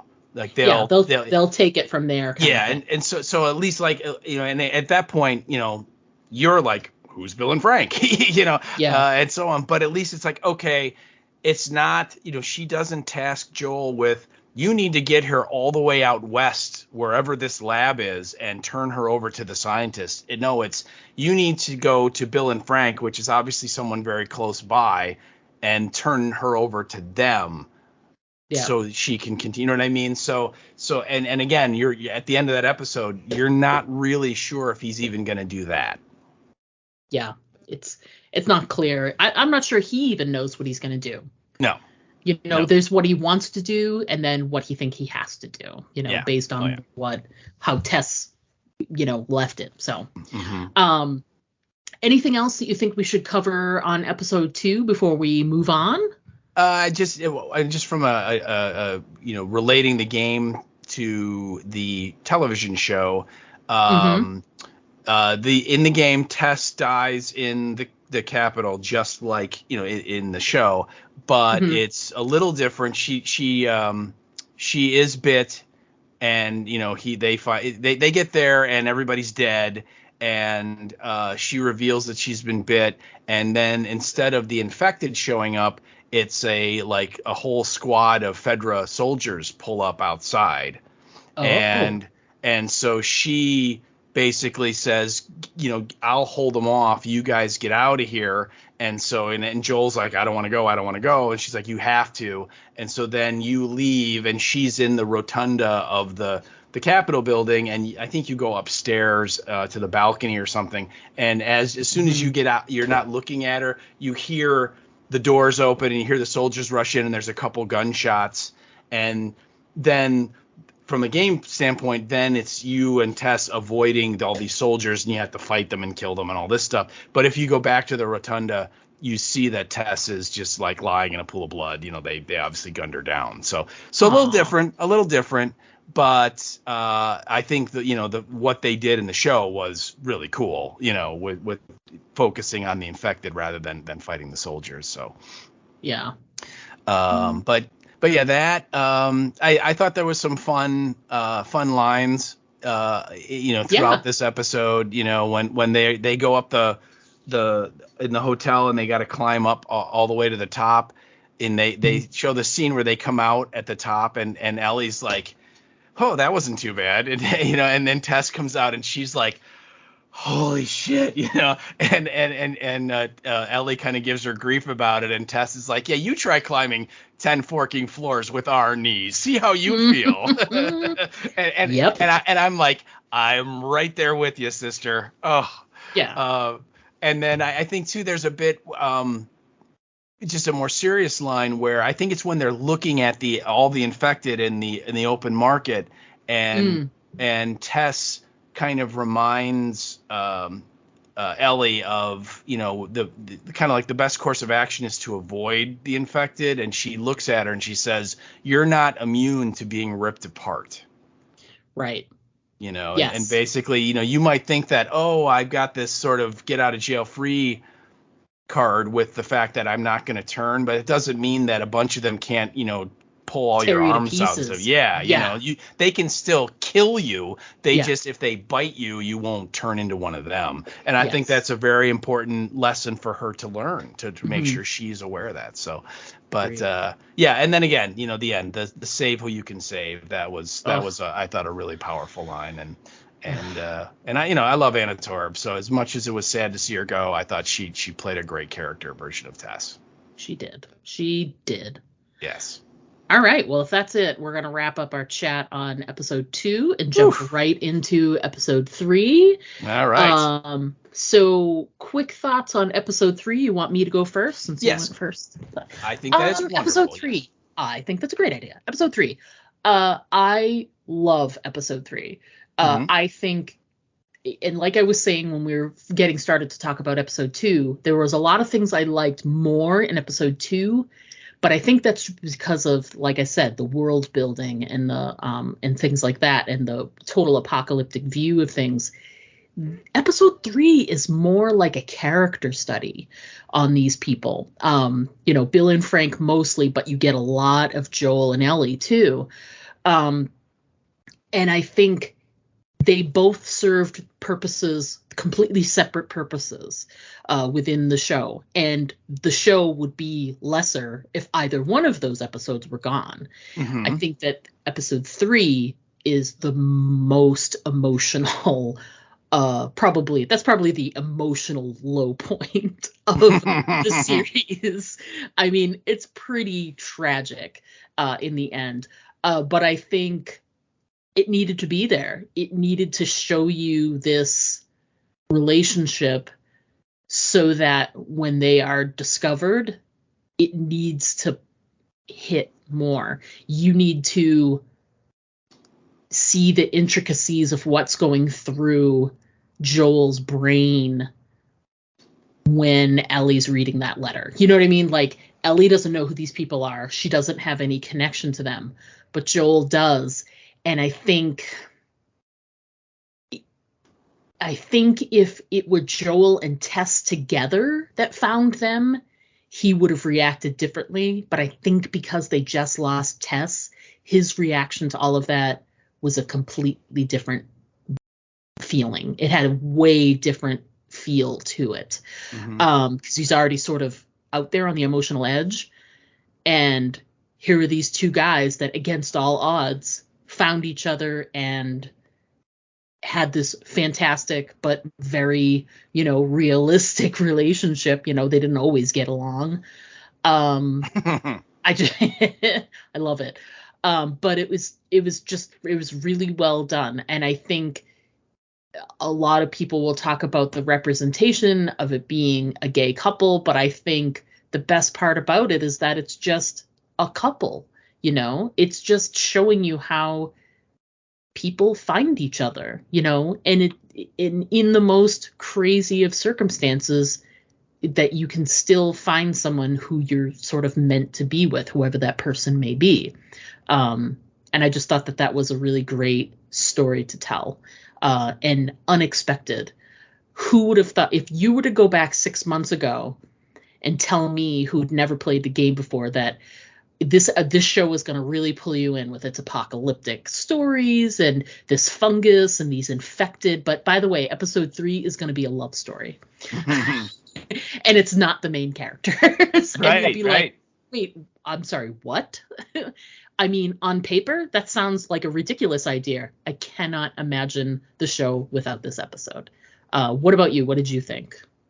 Yeah, I'd heard, like I think I had mentioned in our first, when we were doing episode 1, I'd listened to another podcast and a critic had been talking about the show and he had seen the first 3 and he had said the third episode is the one that really grabs you. But he did not go into any specifics at all. But I knew, okay, episode 3, something, it must be a turning point. And I kind of figured it was, well, they're going to get out of the city at the end of 2, and so 3 is when they're kind of out on the road, which is mostly what the show is, or the story is.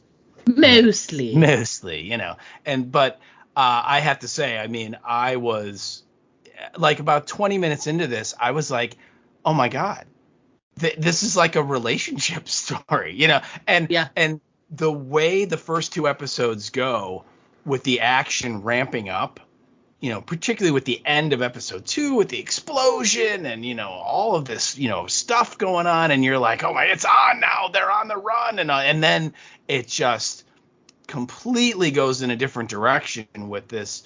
First of all, it's a flashback. Yes. and it's not the main characters. And it's, people that we've never even seen before on this show. And for them to spend so much time just focusing on these 2 people, it's an incredibly tender story. It's an incredibly romantic story. And it was a total change of pace from the other 2 episodes, completely different.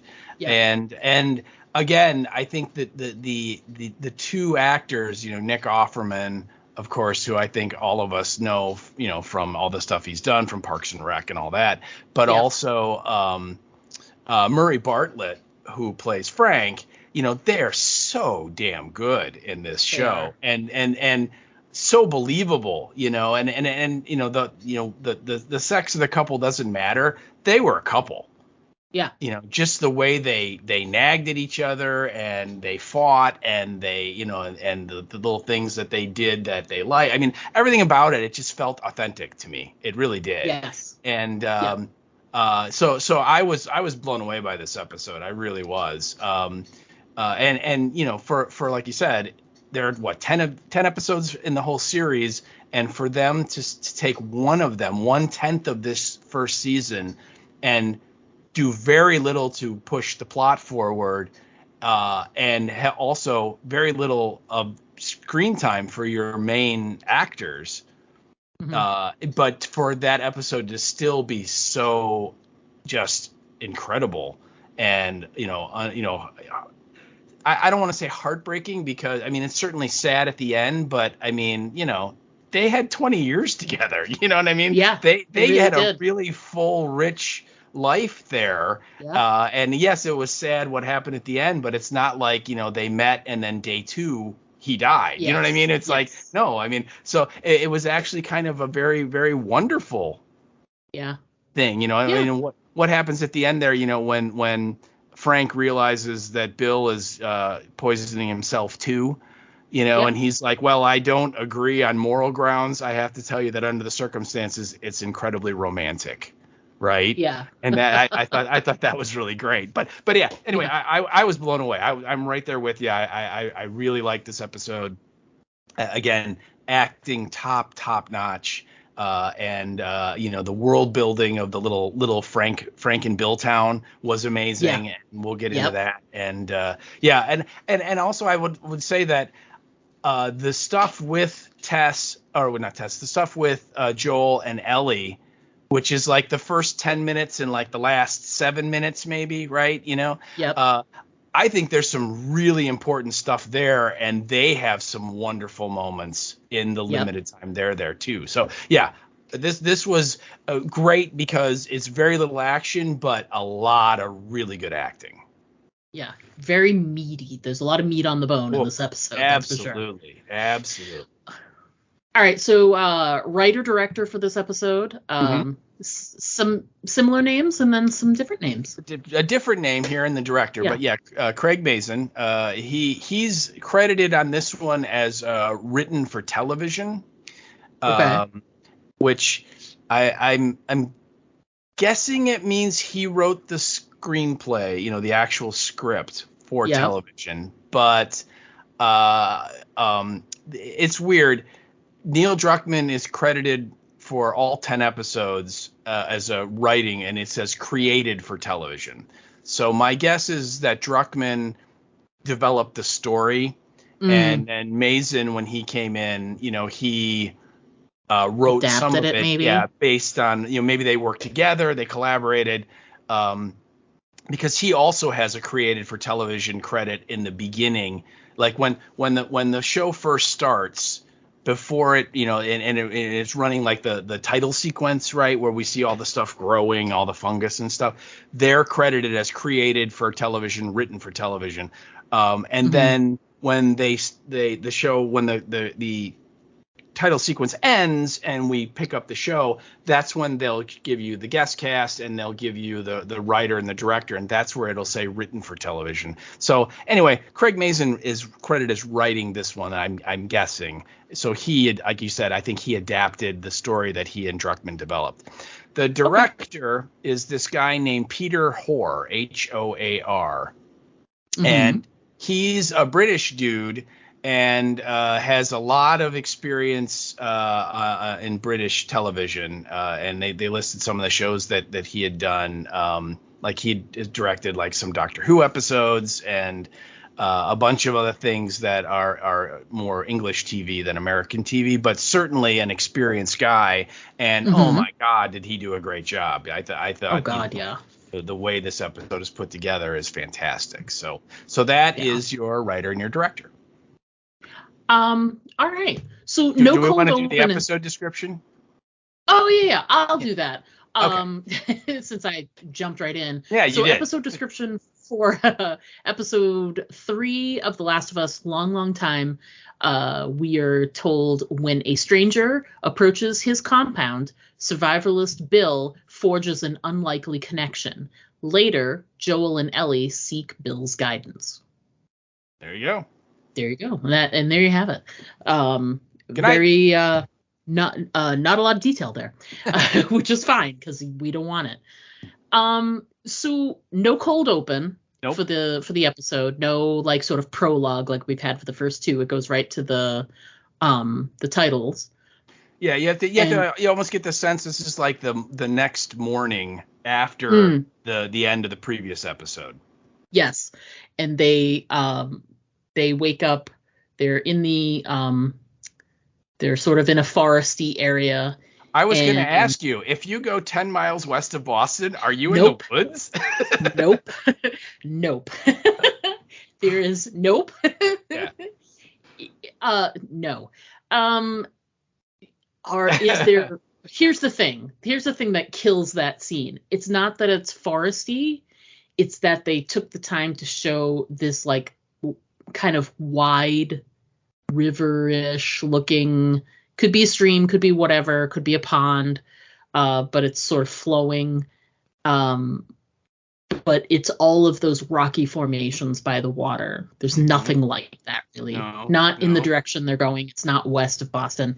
I mean, 10 miles west of Boston, you can still see the skyscrapers, so it's not. Well, I was going to ask you, like 10 miles of Boston, isn't that probably like a big Boston suburb of some sort that, has had 50,000 people living in it?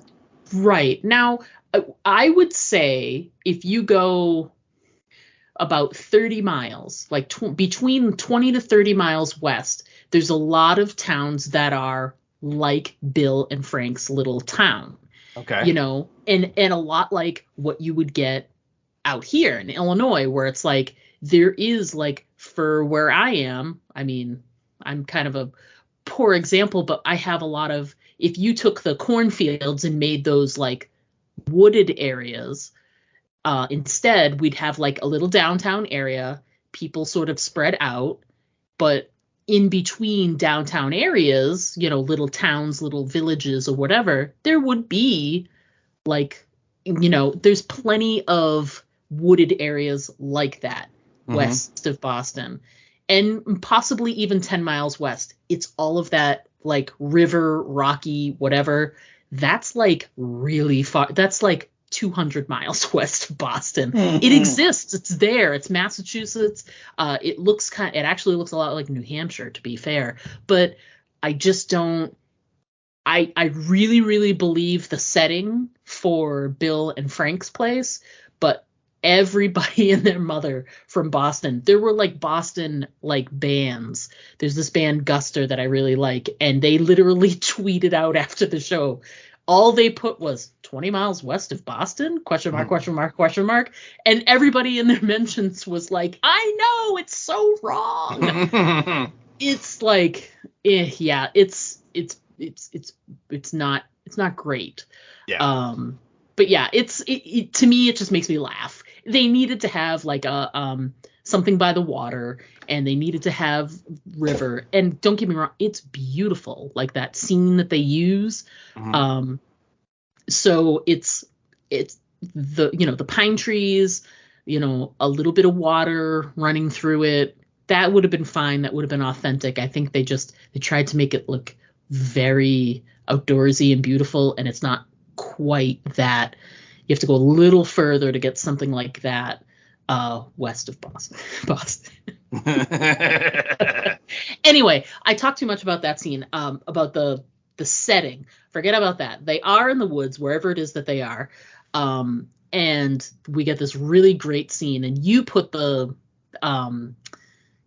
line. The best part about that whole scene is Ellie's confrontation. So you should talk about it because you put those quotes in your notes. So yeah, I thought that was really important because, again, as we just got done talking about the last episode, Joel is not on Team Ellie.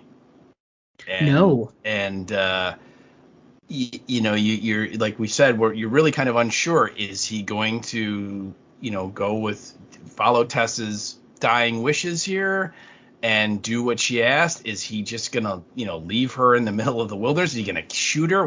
What's he gonna do? Because he, I think as much as he's starting to realize maybe this girl is immune, it's still, he's like, no, there is no immunity, there is no cure, there's nothing.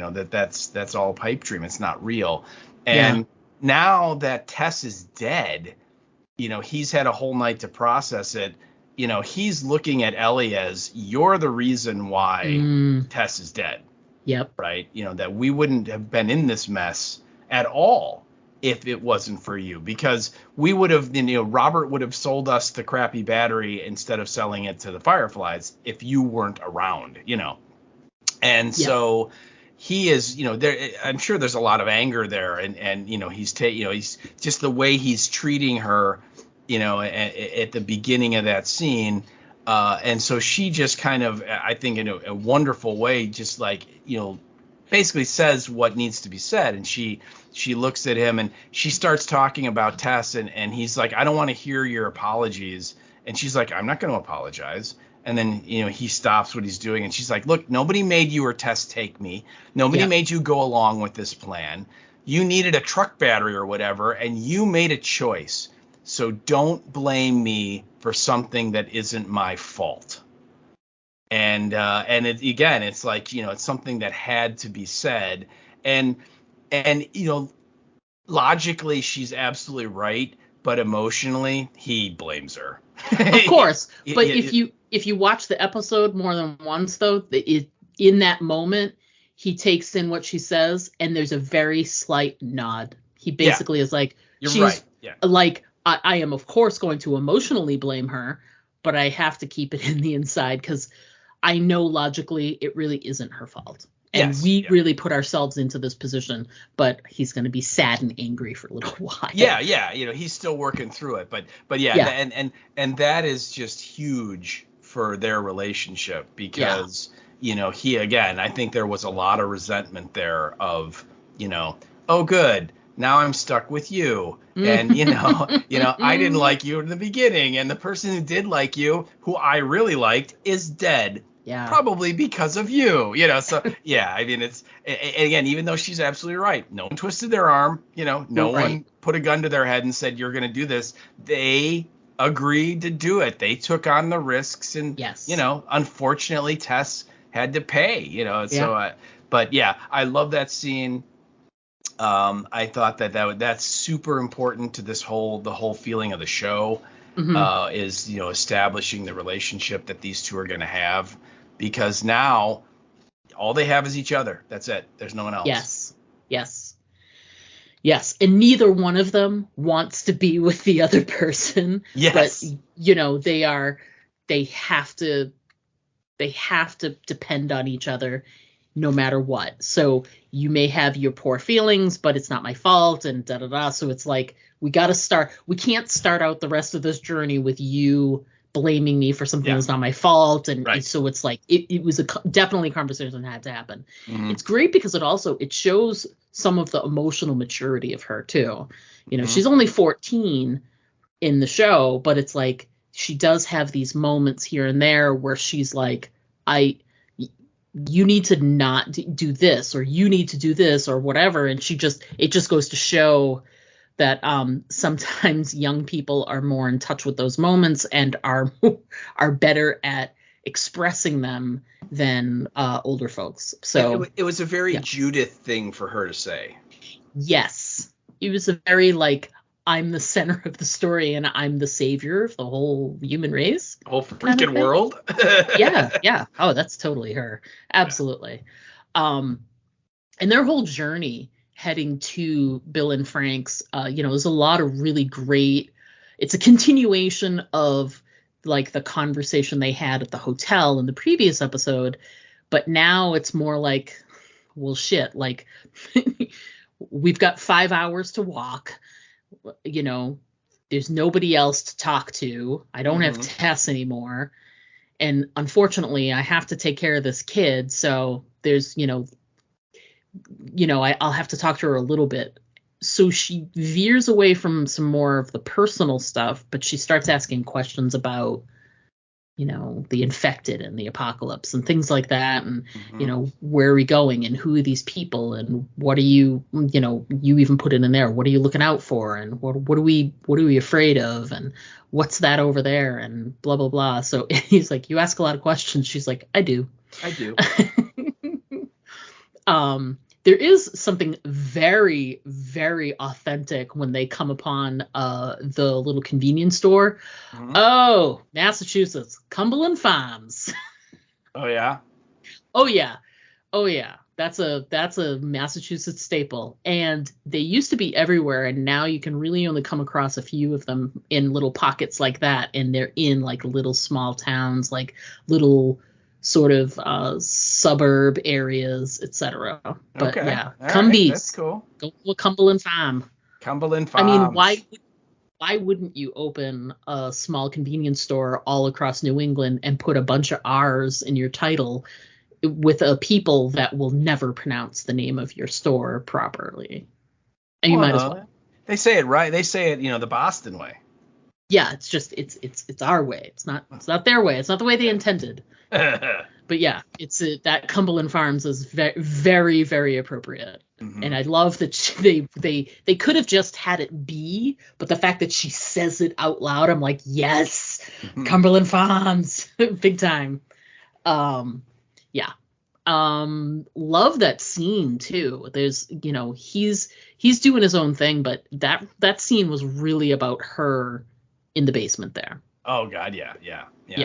He's digging around trying to find where he, cached the supplies, and she's like, you forgot where you put it, didn't you? And he's like, I'm zeroing in on it. Yeah. That's so great, because he doesn't want to admit it. Yeah, right. He's like, it's been a few years. It's got a very video game feel to it, to be fair. Yeah. It's got a very, like, you're in this room, you've been in this room before, but it's been a few years. Try lifting some things, moving some things around. And you're like, well, damn it, I'm supposed to get the key from the place down the street. And you know what I mean? It's got a very video game feel. Oh, yeah. You're supposed to find the cache of weapons, and you don't know where they are. Mm-hmm. Yeah, good. It was very good. Right, and so she goes off and she finds, she's like, well, I'm going to go scavenge. And he's like, yeah, the place has been picked clean. You won't find anything. And then, of course, she finds the hatch. Mm-hmm. And, of course, there's no lost people in there at all. But I had I have lost little moment there. And so she opens it up and goes down into like the cellar of this store.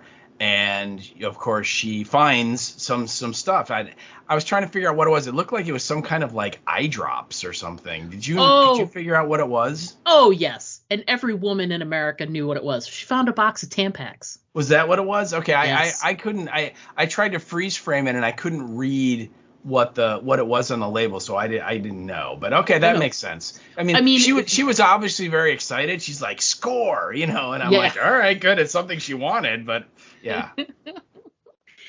Here's the thing too. I think also in this future world, is it a score for her or is it a tradable item for something else? Sure. That's the other thing. You've got to think about also the economy of finding and for her too, she's also a lover of all of these like crazy historical things she's never done before. Mm-hmm. She could just be like, I've heard people talk about Tampax, and look, I found one. Right.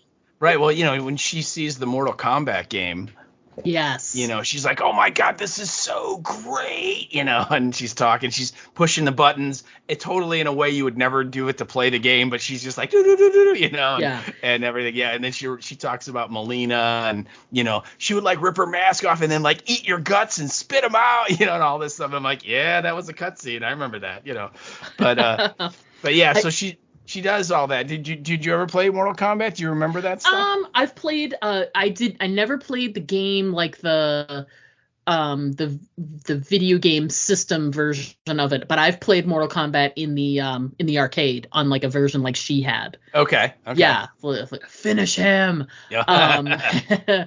But I thought that it was a really great sort of nod to what we're watching. Oh yeah. For her to be like, oh my God, I've heard about these. This is amazing. I'm like, yes, video games. The thing that this whole thing is based on. Yes. Very, very meta for her to have had that moment. I loved it. I thought it was great. In the game, she does have a love for a video game, but they back when they did the actual game version of this, they either didn't want to pay or couldn't get the rights to a real game, so they kind of made one up. Yeah.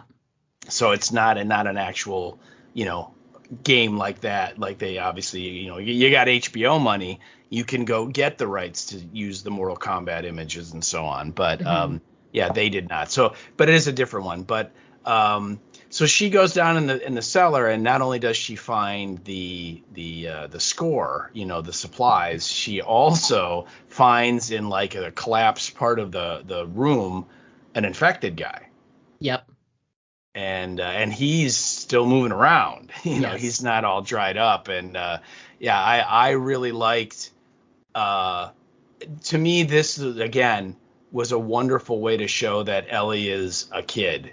And Ellie is kind of at times an immature kid. Yes. In that, she like looks at him, and once she figures out that he is immobile, that he can't get out of the rubble, she's like, I think I'm gonna go cut his face. Yeah. Just kind of like I could totally see kids doing that, and I love it when she like cuts right above his eye, and very similar to in episode 2 in Indonesia when the woman the doctor cuts by the bite mark and the skin opens up and you just see it's all fungus. Yeah. In there, it's like a network underneath. Yeah. Yeah. I thought that was real cool. But the thing that was just amazing to me is that as she's cutting him, you see his eye and he's looking around, and it's moving. And it was really creepy. Yes. And then I'm like, thank God she did the right thing in that is she, took him out when she was done playing. Yes. So how many times in movies you're like, why did you not kill that one? And then it comes back. Yeah, it's just like, no, you kill that one, and then it doesn't come back and eat you at the end, and she did, and so I like that. But yeah, that whole scene was probably one of the, if not the most, one of the creepiest moments of the whole episode, without a doubt. And we already knew she had the knife from the previous episode. Yeah. When she's sort of flicking it around while she's chatting with Joel, and I'm curious that. This must be her first time killing one. Probably, so yeah. She's very lucky because her very first time killing one, she's in a situation where she's in control of the situation, which is not going to be what it's like the next time she runs into one. Yeah, exactly. So she's able to sort of do, like you said, be immature and explore and like, ooh, I'm going to cut him and whatever. And after a moment, she realizes sort of like where she is, what she's doing, and that, okay, I need to do the right thing and put him down. And she does. And like you said, that never happened. Yeah. Usually we see it again when it crawls out and it kills someone and you're like, crap, that's the one I was supposed to kill. Right.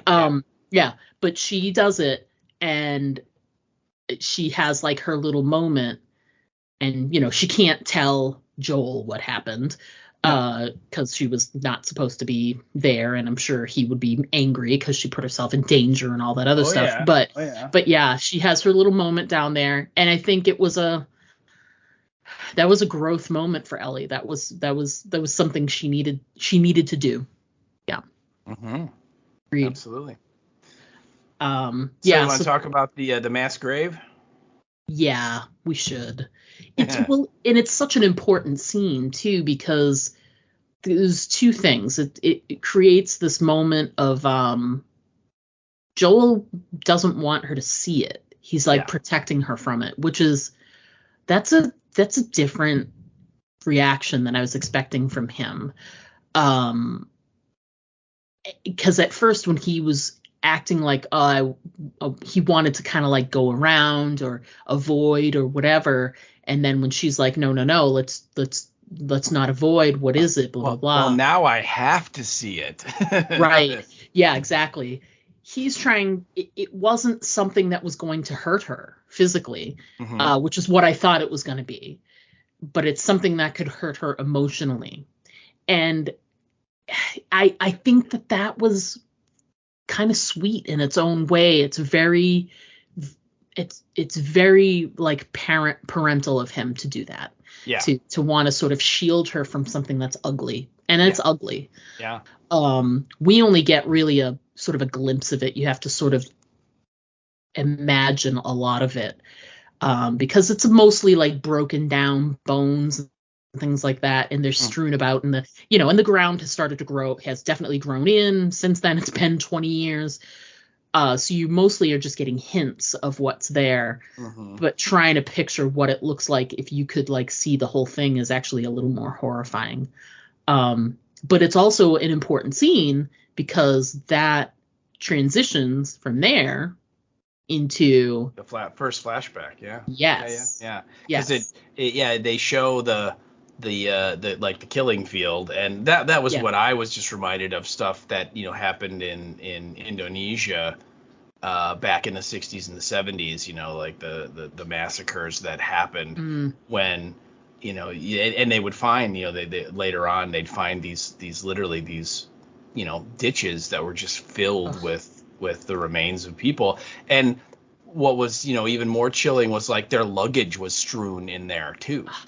I know, and awful, like right? Yeah, it's horrible. But again, it's horrible in the fact that it's like that's not something that they thought up to do. That's like, hey, let's recreate this image from a real thing that someone actually did, which is even more horrifying.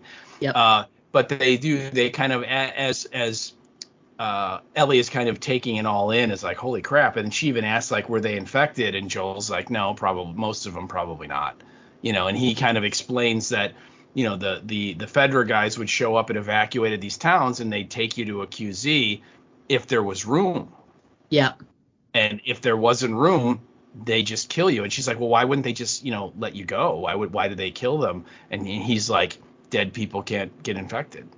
Yeah. Again, very cold-blooded, but so they're then looking at the sort of field of dead bodies and skeletal remains, and it pushes in on this one of like a little baby, and you can see like the blanket that it's still kind of wrapped in. Yeah. And then it immediately smash cuts to the flashback in 2003 in Bill's town, and you see that woman, and she's holding the baby in that blanket, and it's just brilliant because you go, oh, all these people, they're all dead. That's all these people we're seeing now in this flashback, they're the ones that are in that killing. Like literally, like the army drives them away in those trucks, and they go down the road a little bit, and then they shoot them. I mean, that's literally what happened to them. But yeah, it is. It was I thought a really cool, really wonderful transition to not only get us into Bill and Frankville, but to jump to the flashback too. Yes, yeah, it was a small and sort of simple moment that just like it sort of straddled those two worlds of the present and that flashback, and was such a like haunting and dark way to sort of start it off. Yes. And it's interesting too because they're showing them being rounded up and brought into the trucks, and they're like, we're bringing you away, blah, blah, blah. And they're going house to house. They're marking the houses, which is, oh God, it just, when they mark houses like that, it just makes me think of Katrina in New Orleans, the way they mark houses. Oh, yeah. And it's just awful. And so they're marking houses, and they're at Bill's house, and they're looking around, and they can't find anybody. And come to find out, he's in like a basement. He's got a basement, and then he's got his own bunker, which is below the basement. And you cannot, you'd have to, there's no way you would know. Yeah. And he basically is watching all of this unfold. He's got some cameras. And he knows, he sees the writing on the wall. And he's a survivalist. And he's a prepper. Yeah, he's a prepper, and he's got a very negative view of the government and how they would react in a situation like this. What does he say? Like, not today, you jackbooted motherforkers or something. I mean, he has some real, derogatory term for them, Yeah, but he was right. God, yeah. This guy who was probably mocked by people for his prepper ways and being distrustful of the government and how they would handle things and whatever, he was fucking right. He hid and saved his life by doing that. Yeah. Oh he God, yeah. Killed. They would have shot him too. Yeah. So I thought that there so many different layers to that transition moment that they chose to use, but it also highlights the smarts of Bill, which I think is important because, like we were saying, preppers by nature, they have this like sort of stereotypical, sort of persona about them, and like the things we said, distrustful of the government and very conservative, and gun lovers and like these things, these stereotypes that exist. By showing how intelligent he was and how forward-thinking he was in a lot of these things, it really sort of helps show I'm this thing, but I'm also this intelligent guy who saw the writing on the wall, and I was right, know? Yeah. And I thought it was nice because he plays into some of the stereotypes, of course, and he admits it later, but he's also, just a regular person who applied logic and thinking to something, and he was correct. So yeah. Well, and what was great was once they leave, and he waits sufficiently long to make sure they're totally gone. I loved that he, had this plan where he goes to the neighbor and gets the boat, and he throws out all the seats on the boat because he just wants to use it as a hauling thing to haul stuff around. Then he goes to the gas station, smashes open the glass door, turns on the pumps, gets gas. Then he goes to the Home Depot, and he's like, obviously loading up on all kinds of supplies, that you'll need, building supplies and all the duct tape and all that stuff. It was great because it's like he had a plan. Yeah. And it was awesome. It was really great to see him do it. And then he makes this dinner that is like you'd get at like a 5-star restaurant, you know what I mean? With kidding. like the way it looks on the plate, it's like, that's something that like a top chef would make somewhere. You know what I mean? It's crazy. And he's drinking wine. So many things about him that you're like, yep, he's a prepper. That makes sense. And then you're like, whoa, what is this? And he has good taste too. I can tell you from my time at Binny's that bottle of Camus, that is an expensive bottle of wine. Is it? Okay, cool. Yeah. I mean, it's not the most expensive that's out there, but that's a $100, depending on where you get it, $150 bottle of wine right there. Okay. And, you see his house, and, he has the antique piano, and he's got the artwork on the walls. And I mean, and so clearly the guy, has, and he keeps it neat and it's clean. And you know what I mean? It's like there's a lot of things about him that are interesting, but they don't necessarily go together, which makes him even more interesting as a character. Yes. Yeah. I love too that like he has supplies. So don't get me wrong. He was ready for this, but he has like part 2 of the preparation, which is, you can only fit so much stuff in your home, but there's a difference between like, an extinction event or something like that's going to happen where the government doesn't intervene and he had people around him. This is the version where he's going to be by himself. Yes. So he needs to, get exactly what you said, the construction supplies and stuff like that, and make it that he's he's going to be the sole defender of his place, his home, and the area all around it. So, he gets just the things he needs also because people are going to ransack those places as well. Like once they, once everything really falls all the way down, And except for the leather jackets, because there's always those on the shelf. Yeah, you'll find those later. They're just going to be right there. Years and years later, it'll be Absolutely. Right there. Yep. Especially like those like motorcycle jackets, the black leather. Ones. Oh yeah. Biker ones. Very hot. They're going to be right there. Yeah, absolutely. And doesn't he have like one fun line where before he has to start using the generator, like just before then, and then the power goes out, and he even says, he's like, that happened quicker than I thought it would, or something like that. He's in the Home Depot, and and suddenly all the lights go off, and he's like, well, that was quick. Yeah. And so then the next scene, he drives to the natural gas facility, and he runs through the gate, just runs it through, and then he cranks the one big pipe, so he makes sure that he'll have cooking gas, because his stove is a gas stove. Yeah. He does. Oh, absolutely. And then he goes home and he fires up that generator that he has outside his house that he had bought in advance, because he's a prepper. And so he has electricity and gas. Yeah. So it was great. I love it. He's ready to go. Yeah. Yeah, it's really well done. So we get this really great quick view of who Bill is, and then Frank shows up. Mm-hmm. And what were your thoughts as soon as he's like, can I get something to eat before I get on the road? Like when it becomes clear that Frank is going to be around. Yeah. A part of this episode. Where did you think it was going? Well, I mean, just my initial thoughts were the difference between Bill and myself is that I just would have shot him in the pit if it was me. Because you can't, again, hey, we've been watching these shows forever. You can't trust anyone. Right. Everybody wants to kill you and take your stuff. So you know what? You shoot him. I'm sorry.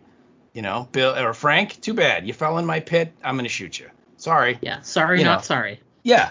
So that was it. And again, though, the what was beautiful about this story was that my guess is that's what Bill would do 9 out of 10 times also. Yep. But this time he doesn't. Yeah. Something changed. Yeah. Something about Frank, whether it's attraction, whether it's, whatever, who knows, he didn't. And then what does he do? It's like, I'm sure if like you were to ask Bill before Frank shows up, what are like the rules of Billtown? And, rule number 1, 2, and 3 is don't trust anyone. Don't let anyone in. Right. And he breaks them all with Frank. Right.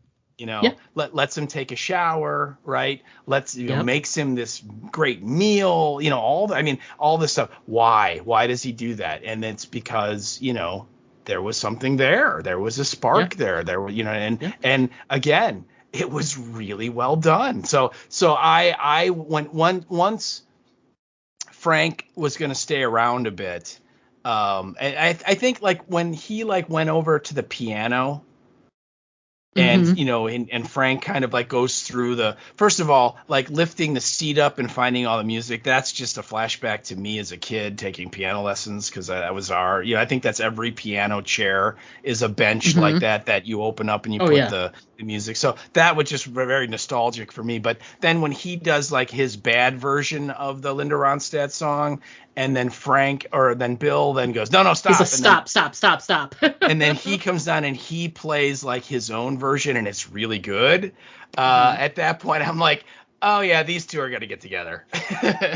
Unfortunately, go ahead. I was just going to add was like, Bill and Frank in the game, totally different. So I'm just like, wow, they are really, trailblazing here, but it was just so well done. I'm like, let's just see where it goes. So yeah, it was great. But go ahead. What were you going to say? Oh, I was just going to say like, I might have talked in the last episode about spoilers, and I couldn't wait to finally get caught up because some things were spoilery. That's what was spoiled for me. Oh, really? Yeah, that it was the way like articles were written and headlines were, like there was some stuff I just couldn't avoid. Okay. And the thing I couldn't avoid was that they were a couple, that there was a couple aspect to these two. And unfortunately, I think that's very spoilery, because you should be able to go into that moment of Frank being caught in the ditch there. Yeah, in the pit. And not know what's going to happen. I knew what was going to happen. I knew that he wasn't going to kill him. I knew that he was going to take him in and somehow. And I didn't know what was going to happen the way he did, but I knew that there was going to be some type of romantic attachment developing here, however that was going to play out.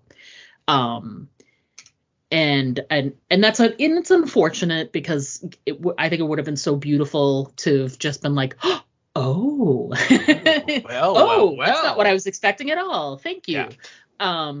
But it didn't diminish the fact that it was just lovely, like the way it sort of happened, you know, and all the way down to, you know, have you ever done this before? No, you know, almost with a woman and da da da. So it's, you know, it's very, you know, it was just lovely. It was just really, it was done with a lot of tenderness and a lot of care, and it wasn't pandering. I don't think so. It didn't feel like it to me.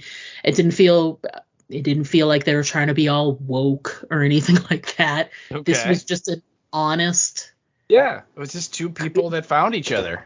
Yeah, in the most ridiculous of circumstances. Yeah. And like you said, 9 times out of 10, Bill shoots that guy. Yeah, without blinking. What I did in rewatching this was, since I had the whole relationship thing sort of spoiled for me, what I wanted to do was sort of challenge myself to what's the thing that changed Bill's mind.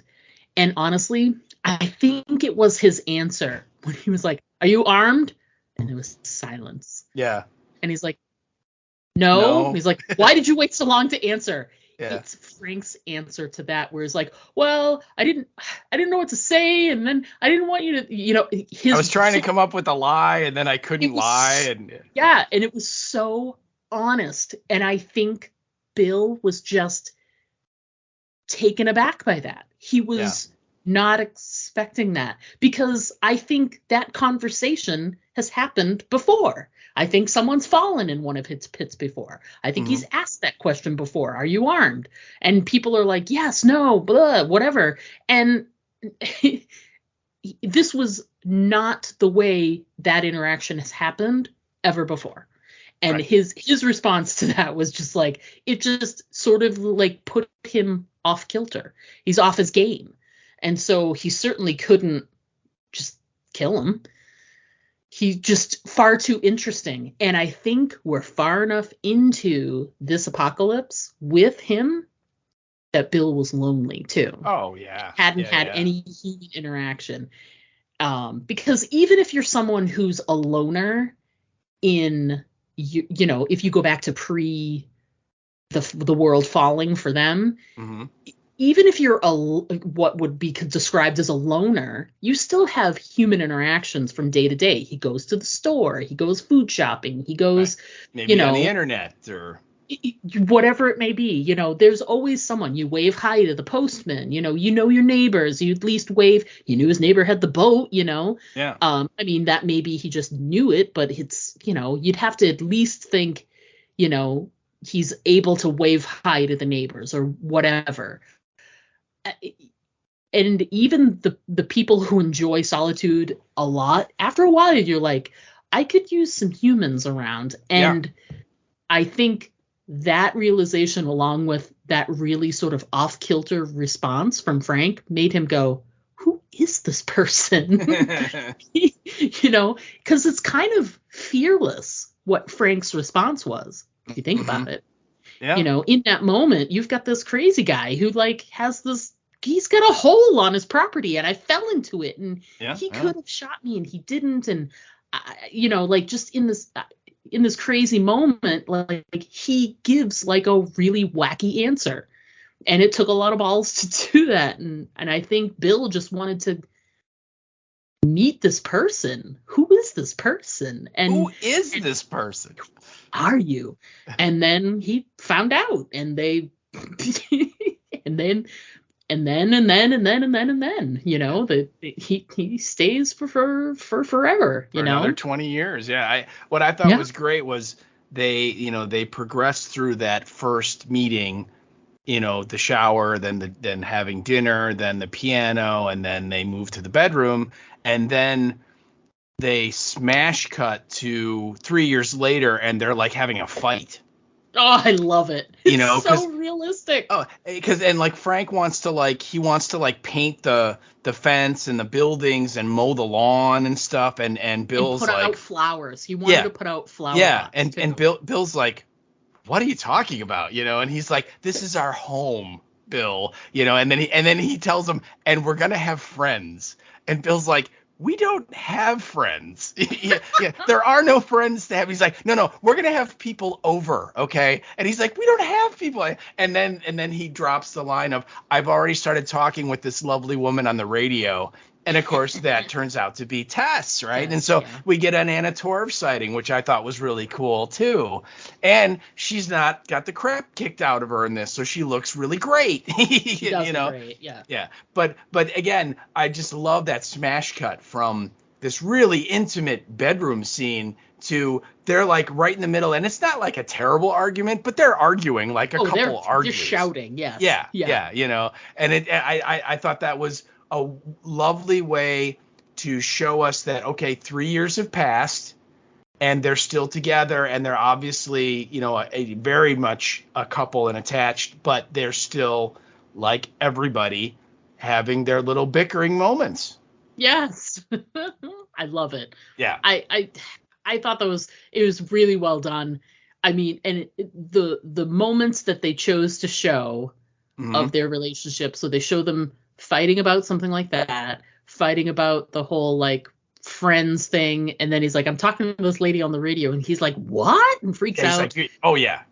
And then they show the two of them there having lunch, and I love that moment where Joel's like, can he put the gun away? Because literally they spend this whole time having lunch, and Bill has like a gun out on the table, pointed at Joel the whole time. Yep. And it's just adorable. And Frank's like, honey, please put it away. But to show these stages here, and then he's not convinced that, you know, both of them, like Bill and Joel, are very similar. They don't think that this is a great idea. They don't trust each other. Yeah. And they don't see the fruitfulness of it. Like, what's the point? What's the point of having someone this far out of the city and blah, blah, blah, and whatever. And then after that, you see, then they've got the scene where they show that Bill gets these strawberry seeds, and he got them from Frank does. Tess. Yeah. Oh, Frank does. I'm so sorry. What shows them to Bill. Yeah. What I thought was fun was Tess and Frank go into the house, and Bill is having kittens about it. He's just like, you're taking her into the house now, you know? And so it's Bill and Joel, and they're sitting at that table, and they're staring each other down. But what I thought was great is that Joel tells him, he's like, Fedra will never come back out here, so you don't have to worry about them. And then he's like, and your traps and your fence and your tripwires, that'll take care of the stray infected that show up. And then he goes, but sooner or later, raiders are going to come. Yes, and he's like, they're going to come at night, they're going to be heavily armed, and they're going to get in here. So you have to be ready for it. And Bill's like, we'll be fine. And then it smash cuts, and you can see that he's like stacked all the cars up to the fence to like increase his defenses. Yeah. It was great. It's like, yep, okay. So even though, and I thought that was really important because he doesn't like Joel, and he even says so in the letter. He's like, I never really liked you, but I think he respects Joel. And, you know, Joel's a survivor, and he knows what he's talking about. And so, because he obviously took his advice to heart, because he beefed up the defenses. But yeah, then it jumps, and this is where there's that incredible scene by the strawberries. Oh, it's really well done. Yeah. Oh yeah. And the two of them are so great. You know, like I said, Nick Offerman, you know, I think we've all seen him before, but the guy who plays Frank Murray Bartlett, who he's in another HBO show, The White Lotus. Yes. And which is funny because he's like the concierge of the hotel, and he's very funny in White Lotus. And he's kind of like floats amongst all the stories because he's the concierge, and they're constantly coming to him and asking him for stuff, and can you get stuff. And so again, wonderful role. I think he won an Emmy for it, if I'm not mistaken. Okay. But yeah, the two of them in that strawberry scene are, again, it's very tender and just very real.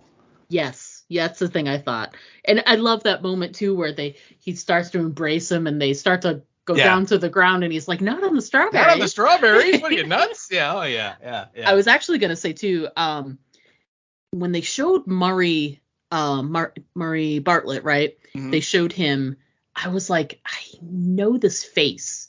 I know I've seen it before, and I have not watched White Lotus, not yet. And I'm like, I know this face, and I'm like, I'm wondering if this is who I think it is, because the voice reminded me, and I went back. If people are looking for something to see Murray Bartlett in, mm-hmm. and want to see him really do a gay story, there was a Showtime series called Looking a few years back. And it will also make you look at Jonathan Goff, who played King George in Hamilton in a totally different way. But he's in it. Jonathan Goff is, and Murray Bartlett plays this character Dom. And Dom is like a classic, like older guy. He's friends with these younger guys, but he's like a classic San Francisco gay guy. Like he's a bartender, and then he works in restaurants and all this. Like he's really, really great on that show. That show is fantastic. If you ever have a chance, it was a short run, 2 seasons maybe. Yeah. And then they came back and did a movie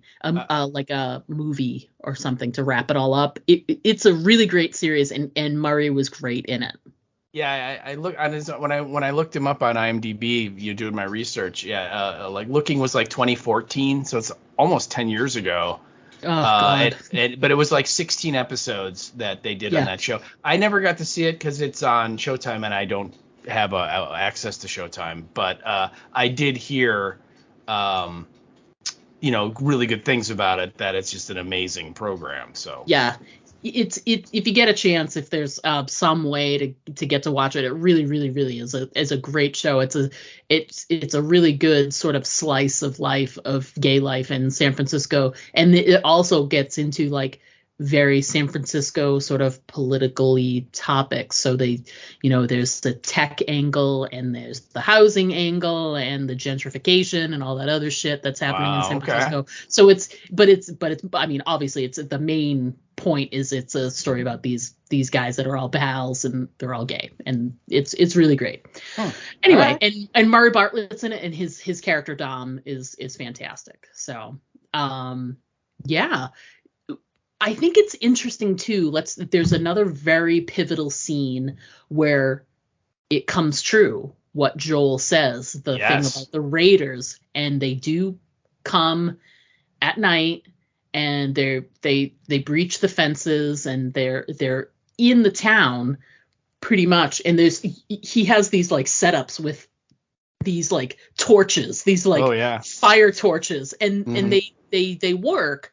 And they get some of the people, but there's also some others, and they've got guns and they're shooting, and it's all dark and it's chaotic, and Bill ends up getting shot. Yes. And so you've got the scene where Frank brings him inside. They've gotten rid of, or they've shot all of the people, and they've basically won, as it were.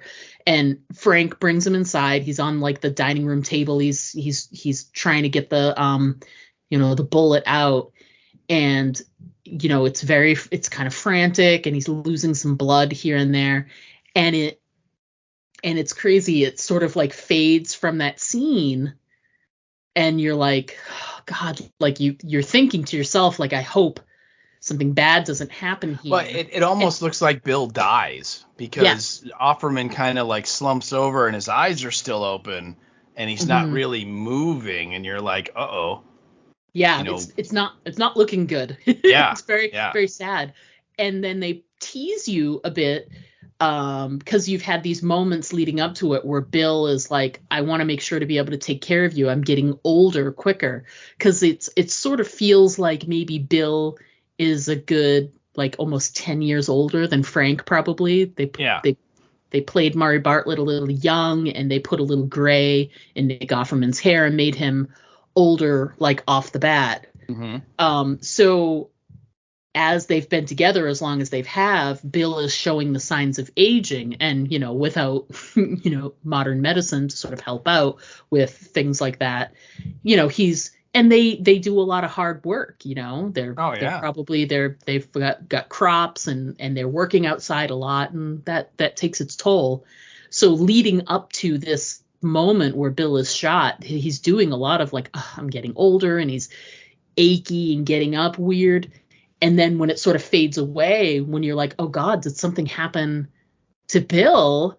And then it shows like a flash forward into like the next, like, it's only, a few years ago. No, it's in 2023 when they flash forward. Modern time. Sorry. Yeah. They jump forward, and it's modern day, and Frank is sick. It's clear he's got some type of debilitating thing. One would assume cancer of some kind. Yeah. And he is in a wheelchair, and Bill is pushing him around. So the tables have turned completely from that last. And they sort of teased you into this one direction, and then they flipped it and showed you this other side of it. And I thought that was just really well done. I did too. When they first jump, the time jump, and you see the long shot, and it's Bill wheeling out Frank in the wheelchair, my thought was like, that's Bill in the wheelchair.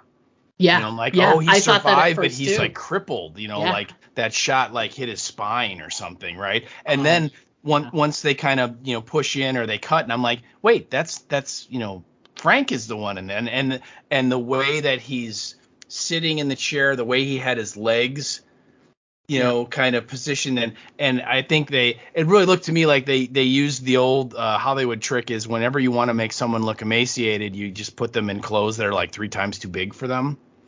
Yes. And that looks like what they did. Yeah, it did because his clothes were like hanging off him, and he definitely had that kind of gaunt look to him. And you're like, and then as soon as they show him head on, like when Bill is pushing him towards the camera, you're like, oh yeah, he's sick.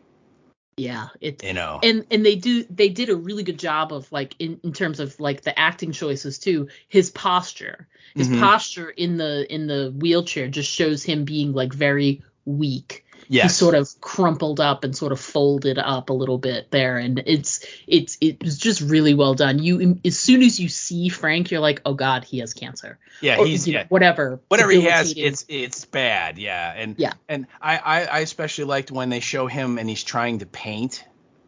And and he had like half of the painting was really nice, and then the part that he's working on, you can just tell like he's lost a lot of coordination and mobility with his fingers, and it's just, and it's like, it was really great because it's letting us see that he is seeing that, he wants to punch his ticket because he can't do the things that he wants to do anymore. And I'm sure he's in a lot of pain and all that, when he takes all the pills at dinner, right?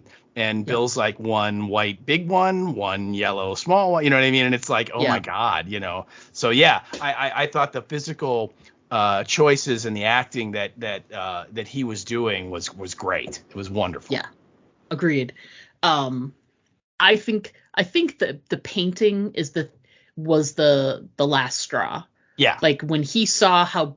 Because you can see it's so beautifully done. It's such a great image, and it shows he started one side of Bill's, and it's a painting of Bill. And there's several of them around the house, and one side of his face is good, and then it just sort of falls apart into these tendrils on the other side. And it feels like him trying to do that painting was his last straw, and he's like, I can't even do a painting of my love, no matter how hard I try, I can't. And he sort of made his decision there, I think. But it was certainly something he'd been wrestling with. This wasn't like a snap thing. No, he has been thinking and thinking and thinking about it. I'm sure. Yeah. And then, also when they show them and they are having dinner and he's like trying to eat the soup, and you can just see how much of a strain it is just to get the spoon to his mouth. And there was a lot of really good stuff there. Yeah. They did a good job of painting that whole picture, and for you to see all the different like terrible things, the dignity losing things that, when someone who's very sick and you depend on someone, and they don't shy away from also like they show Bill is still getting old as well. Oh yeah. And you can see that he's like grunting and not suffering, but he's not able to like sort of assist Frank as best as he could, So there's that strain aspect of it as well, that he's also getting older alongside Frank, who is going downhill. Yeah, right. And you definitely get the sense Frank is definitely thinking that he's now a burden. Oh, for sure. On Bill. And like you just said, Bill, when the scene when he's like trying to get him into bed, and you're right, he's like grunting and wheezing, and it's a whole production for him to get Frank out of the wheelchair and into the bed, and I'm sure Frank just feels terrible. Yeah, the whole thing is just such a struggle, and you feel for him in that moment, because like I said, it's that dignity, it's that loss of dignity in those moments that just so sad. Yeah, absolutely. So, absolutely. Yeah. And he makes his decision, and and Bill is super sad, but he at first he doesn't accept it. And you included a really great quote from that whole conversation. But eventually, Bill gets it. He's like this, they go along with it, and it's Frank's wishes. It's what he wants. Yeah. And it's so sweet. He's like, we're gonna go to the boutique. I'm gonna pick out outfits for both of us, which you're going to wear. and then he's like, and then we're gonna get married. Which, God, how did you not like, go, oh my God, have that kind of heart moment, right? And he's like, and then you're gonna cook a fantastic dinner.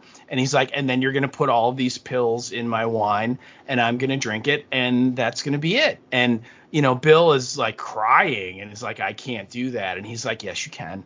It's gonna be okay, and it was sad, but just heart wrenching and heart tugging, and in a nice way, of like, they're gonna spend this one, what did he say? Give me one last great day. Yeah. It was amazing. So they do all that stuff, and they're at the dinner table, and he, Bill like puts like 50 pills in his wine glass, it's like, is that enough? And Bill's like, oh yeah. And so he downs the whole glass, and then Bill pours some and drinks it. And then Frank's like, wait, did you put the pills in the bottle too? And Bill's like, uh-huh. And so then the audience view, everybody realizes, okay, Bill's decided that, if he doesn't have Frank, he doesn't want to go on. And so then they go into the bedroom, and then that's the end of them. And it was like Frank's last line, I don't approve on moral grounds, but given the circumstances, it's very romantic. Yeah, it was a sad yet sort of, it still had kind of a hopeful tinge to it, because 20 years before, would Bill have done anything remotely close to that? No. But this person changed his life. Yeah. And, they got to decide how they went out. Yes. They didn't get infected. They didn't get killed by raiders. They didn't, have anything like that. It was like, nope. We got to go, and it was peaceful, and it was, they were together, and, all those things. And it was again, in the middle, not the middle, but, the third episode of this, very, very, what you imagine is going to be lots of blood and gore and action and, zombies and all this. It's this incredibly touching love story, between these two people. You're like, what is this doing in here? Exactly. And I wonder too, like, you're left with this like incredibly sad but also beautiful feeling, and then it sort of fades out from, they've made their choice, and it's, they drink their wine, and you know what's going to happen. And then it shows Joel coming up to the gate. Mm-hmm. And you're like, oh. Yeah. They're not home anymore. Right. Well, and it's just another bit of Joel's, plan to dump off the kid as soon as possible ain't going to happen. Yeah. Yeah. It just was, the whole thing was so, because the first thing was, I was like, he knows the code to the gate. I'm like, that friendship definitely developed more from that first time we saw them. Yes. Because, I don't think they would have given that code to just anybody. No.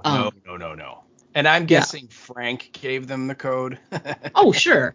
For sure. Yeah. There's no way Bill gave that code. Frank gave them the code, and then Bill yelled at Frank for giving them the code. Yeah, exactly. That's exactly what happened. Yeah. I guarantee it. But they get to that house, and they're immediately like,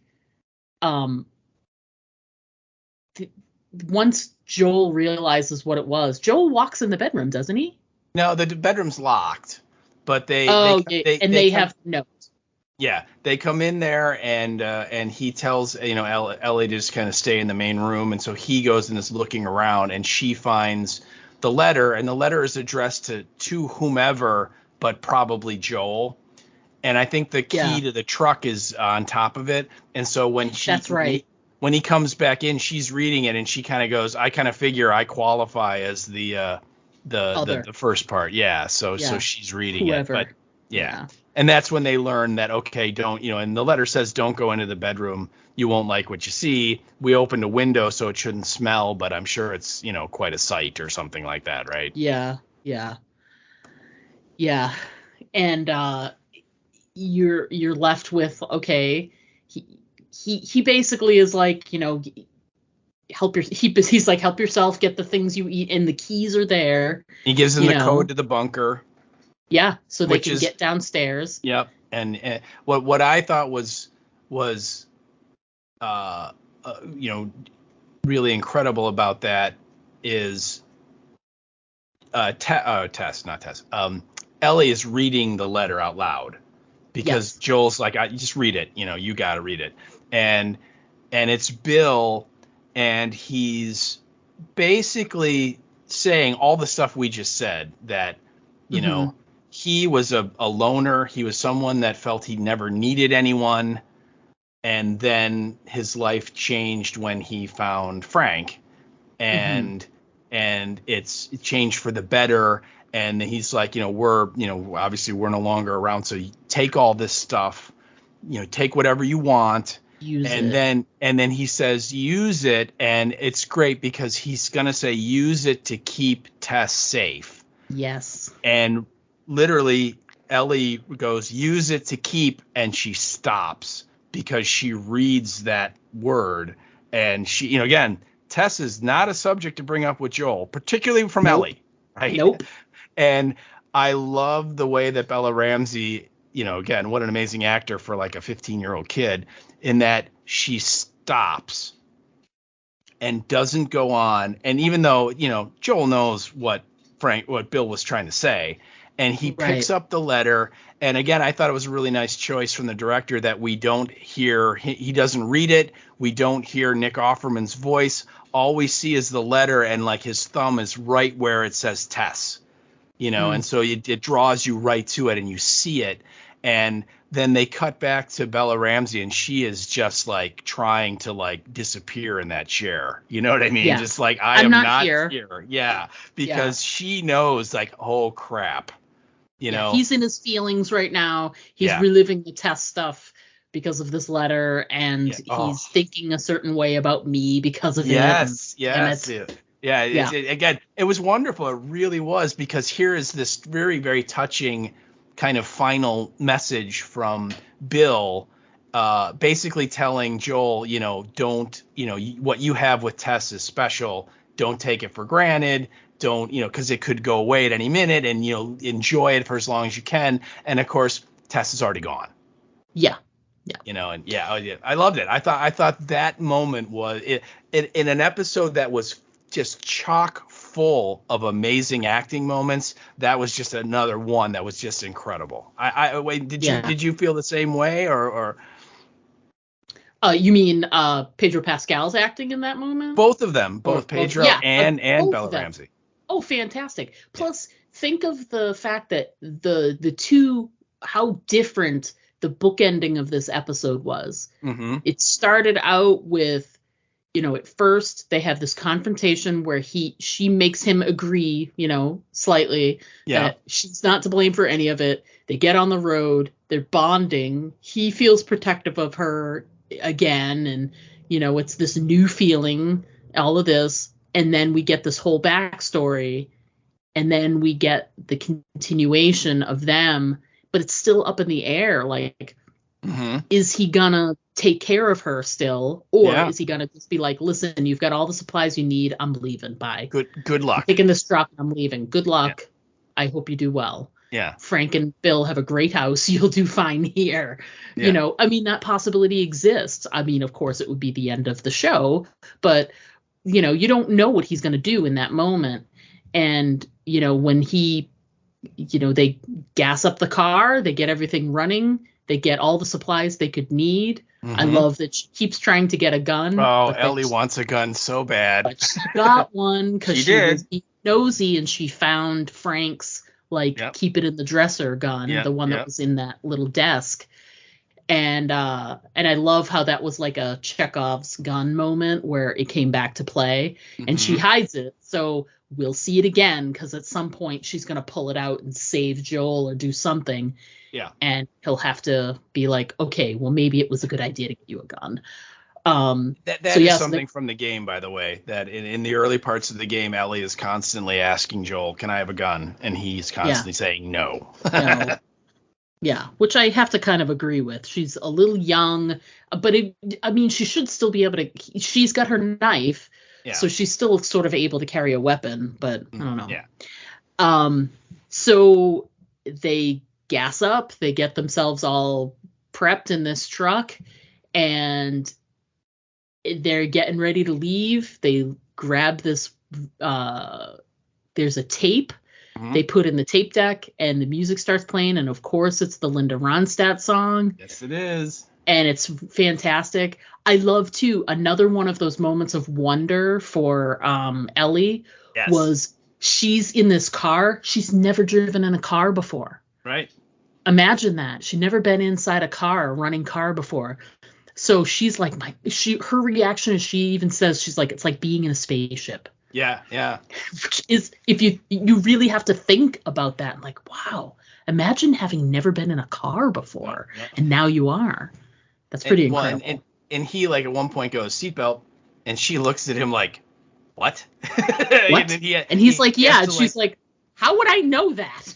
Yeah, right. Yeah, he has to point it out to her, and she's like, "Oh, well, yeah," because again, she's never done it before, And there's that moment on the road where they find the wreckage of the plane, and she's like, "Wow, they actually flew." And he's like, "Did you ever do that?" And he's like, "Yeah, a couple times." And his comment is like, they cram you in there and charge you $12 for a sandwich, and she's like, "Yeah, but you were like up in the air." And just the sense of wonder about all of it, like, wow, I love his little quip, though, because she's like, I bet it was amazing. And then they show the wreckage, and he's like, they didn't think so. Yeah, not for them. Yeah. Not for them. Yeah. So it's, sort of brings her down to earth. Yeah. I love that, like, their sort of final moments. They're in the truck, they drive away, the music is playing. There's some good feeling. There's some really good feeling in that truck. I think the music really sort of helped. He's in a place of calm now that he hasn't been at before, and sort of sees like what the purpose is to help her and get her where she needs to be. And and that it's surrounded by this like really great Linda Ronstadt song is really lovely. But I love the final shot of the whole episode.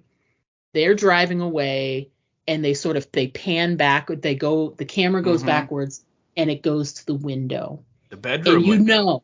The open window, so it's the bedroom window, and it's playing the song, and the line in the song, "I'm gonna love you a long, long time," and it's just this really beautifully put together moment where that you're in the bedroom with them, you can't see anything, but it's just calm and peaceful. And they've left on sort of, even though people died in this episode, and there were these beautiful moments with them, and it was sad, it still ends on such an absolutely hopeful moment. And I thought that was amazing. And that's hard to do in a show that's post-apocalyptic. Yeah, so what is so much death. Yeah. Yes. Yeah. So yeah, I thought that final shot, God, what a great shot that was of the window, and like the even like there's like a little bit of breeze moving the curtains just slightly, and it just all looks so idyllic, Yeah. Never mind the scene that's behind the camera, which is them decomposing in the bed, but right. You look forward, and you also know, like, when they died, this is the vision they had. This is what they were looking out. They had an open window, and they had fresh air, and there's flowers and trees and whatever. Yeah. Oh, I wanted to make sure I didn't put it in my notes, but I love that they had that moment where, Joel's trying to figure out what's going on once they're inside the gate, because it's kind of quiet and whatever, and he sees the pot of the flowers. Yeah. And they're dead. They're not well kept. He knows something's wrong. Yeah. Because and the fact that they had that argument in the beginning that showed that Frank wanted to do those beautiful things, he obviously did those things. And so Joel's probably used to, the last time he was here, however long ago it was, those flowers were gorgeous and full, and Frank took care of them, and that was his thing. And you come, and they're like that, something's wrong. Yeah. So little things like, I thought that was great. So, yeah. And is there anything else we should make sure we discuss before we go ahead and take a break? Yeah, I know, man. We're coming up on 3 hours here, so holy crap. And we got a ton of feedback. Oh, my God, this is going to be a long podcast. Just game-wise, Bill and Frank in the game are much different. Yes. In that Bill is actually alive in the game. Yep. And when you get to him, Joel goes to him because he wants to get a vehicle, and so he's like going to call in all of his favors with Bill, and you kind of get this very similar relationship in the game from the show, in that they obviously work together and ran supplies or whatever. Bill uses the infected to protect his town in the game. To keep other people away, so he has them. He's kind of cordoned it off, but he has infected roaming around, and he doesn't really go outside a lot. But that's his defense mechanism. So of course in the game you have to fight your way through all these infected people, and yay.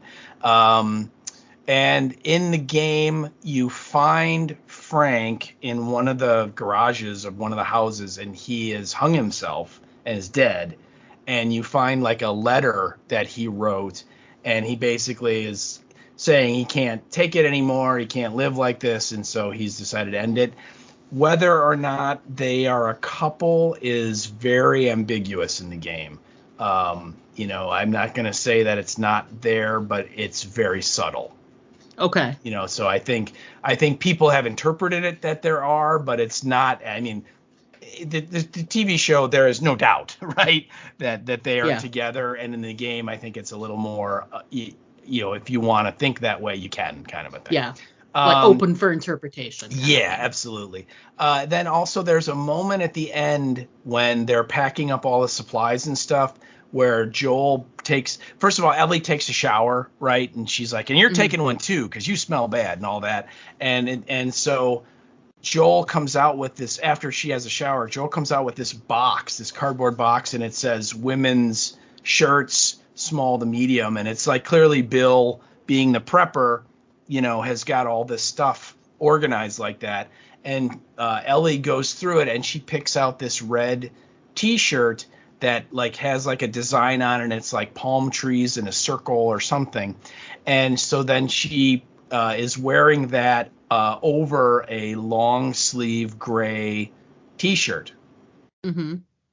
That is the Ellie look in the video game. Oh, okay. So now Bella Ramsey is in the same outfit that the video game version of Ellie is wearing. So that was kind of a significant moment. Again, in the video game, when you first meet her, she's wearing it, but here they dragged it out a little bit. But yeah, everything from the shoes, the pants and the leggings and all that stuff that she's wearing, it's now identical. So I thought that was kind of cool that they did that.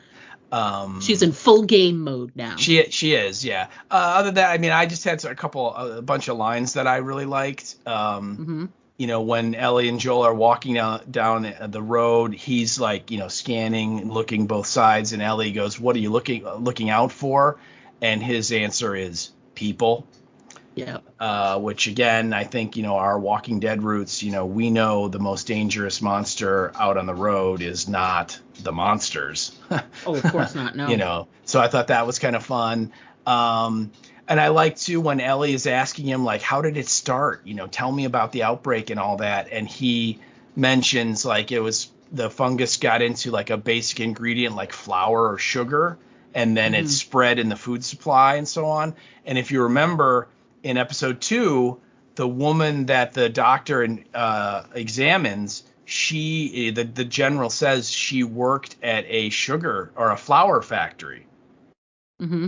So again, they're kind of tying that all together. So I thought that was kind of cool. Yeah. And then they're just the Bill and Frank stuff. When Frank points out the antique piano, and Bill's like, yeah, it's a 1948 or something. And Frank's like, do you know how much that's worth? And Bill's like, currently nothing. Yeah. Yep. I thought that was fun. And then just a great romantic line. Bill at one point tells Frank, "I was never afraid before you showed up." Yeah. And I thought that was very sweet. And then during Frank's last day, when he's making his decision to end his life and is explaining it to Bill, and Bill's like, "But no, we maybe we'll find a doctor or one will show up." And Frank's like, "Who's coming, Bill? The door-to-door MRI salesman?" Right. And then he points out that he's like, there wasn't anything to cure this before the world fell apart. Basically saying, look, I'm done. There's nothing we can do. Yeah.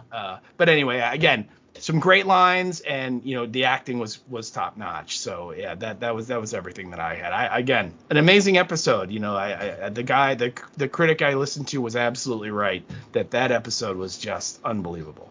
Yeah, it's definitely like the one that's yeah. Whew. All right, so I know it's gonna sound crazy, but we're gonna take a quick break, and quick is definitely the word. Yes. We're gonna be right back in a few minutes. We're gonna discuss our listener feedback very quickly, and we'll talk about what's coming up on the podcast. So stick around, because we'll be like right back.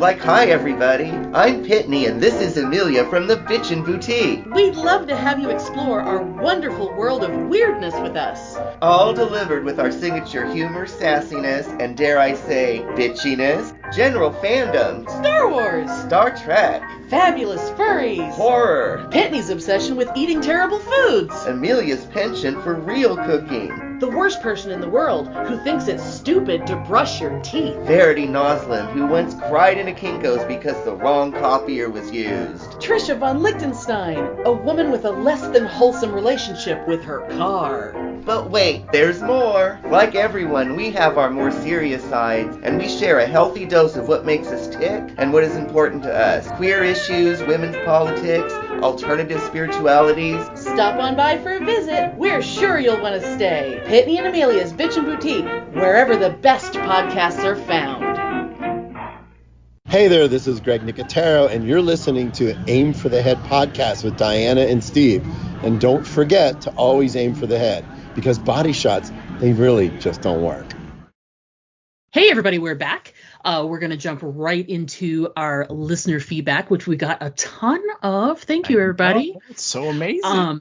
Some of it is specific to episodes. Some of it is stuff for episode 2 and 3. So sort of broke it down as best we could here. So jumping right on in. Steve, why don't you grab that first one there, and we'll go from there. All right. Well, our first piece of feedback comes via the Facebook from our listener, Erica Price. Hello, Erica.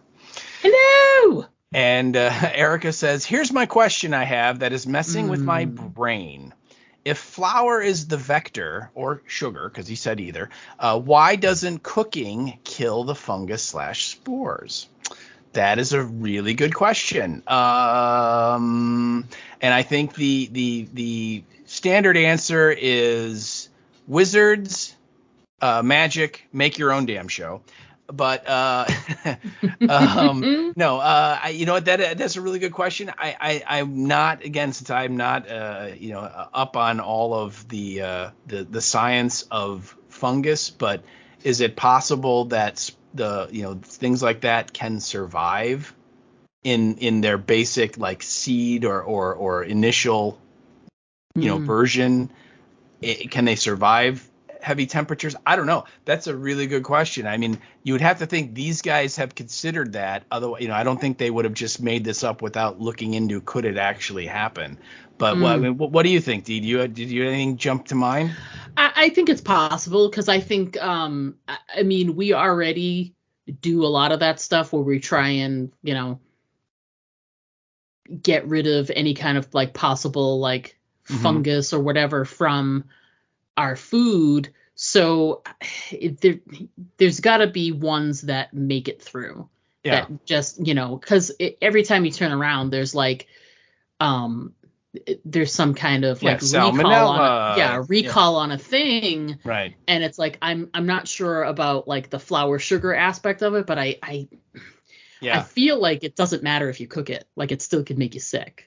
Yeah. If the right strain of whatever it is in there. So I think the science is there. It's possible.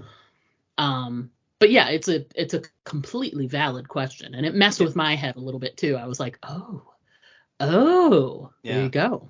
Yeah, I mean, I when he first came up with that story, I liked it because it made sense to me of, okay, yes, this is a basic, sugar, flour, basic building block that everybody universally across the planet would use to make their meals to feed everyone.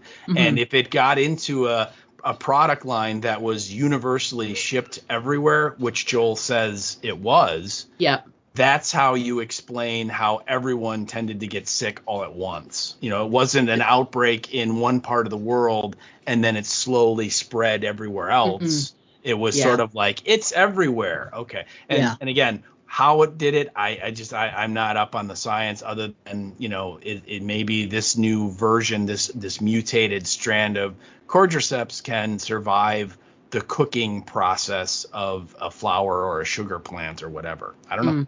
Really good question, Erica. Yeah. Thank you, Erica.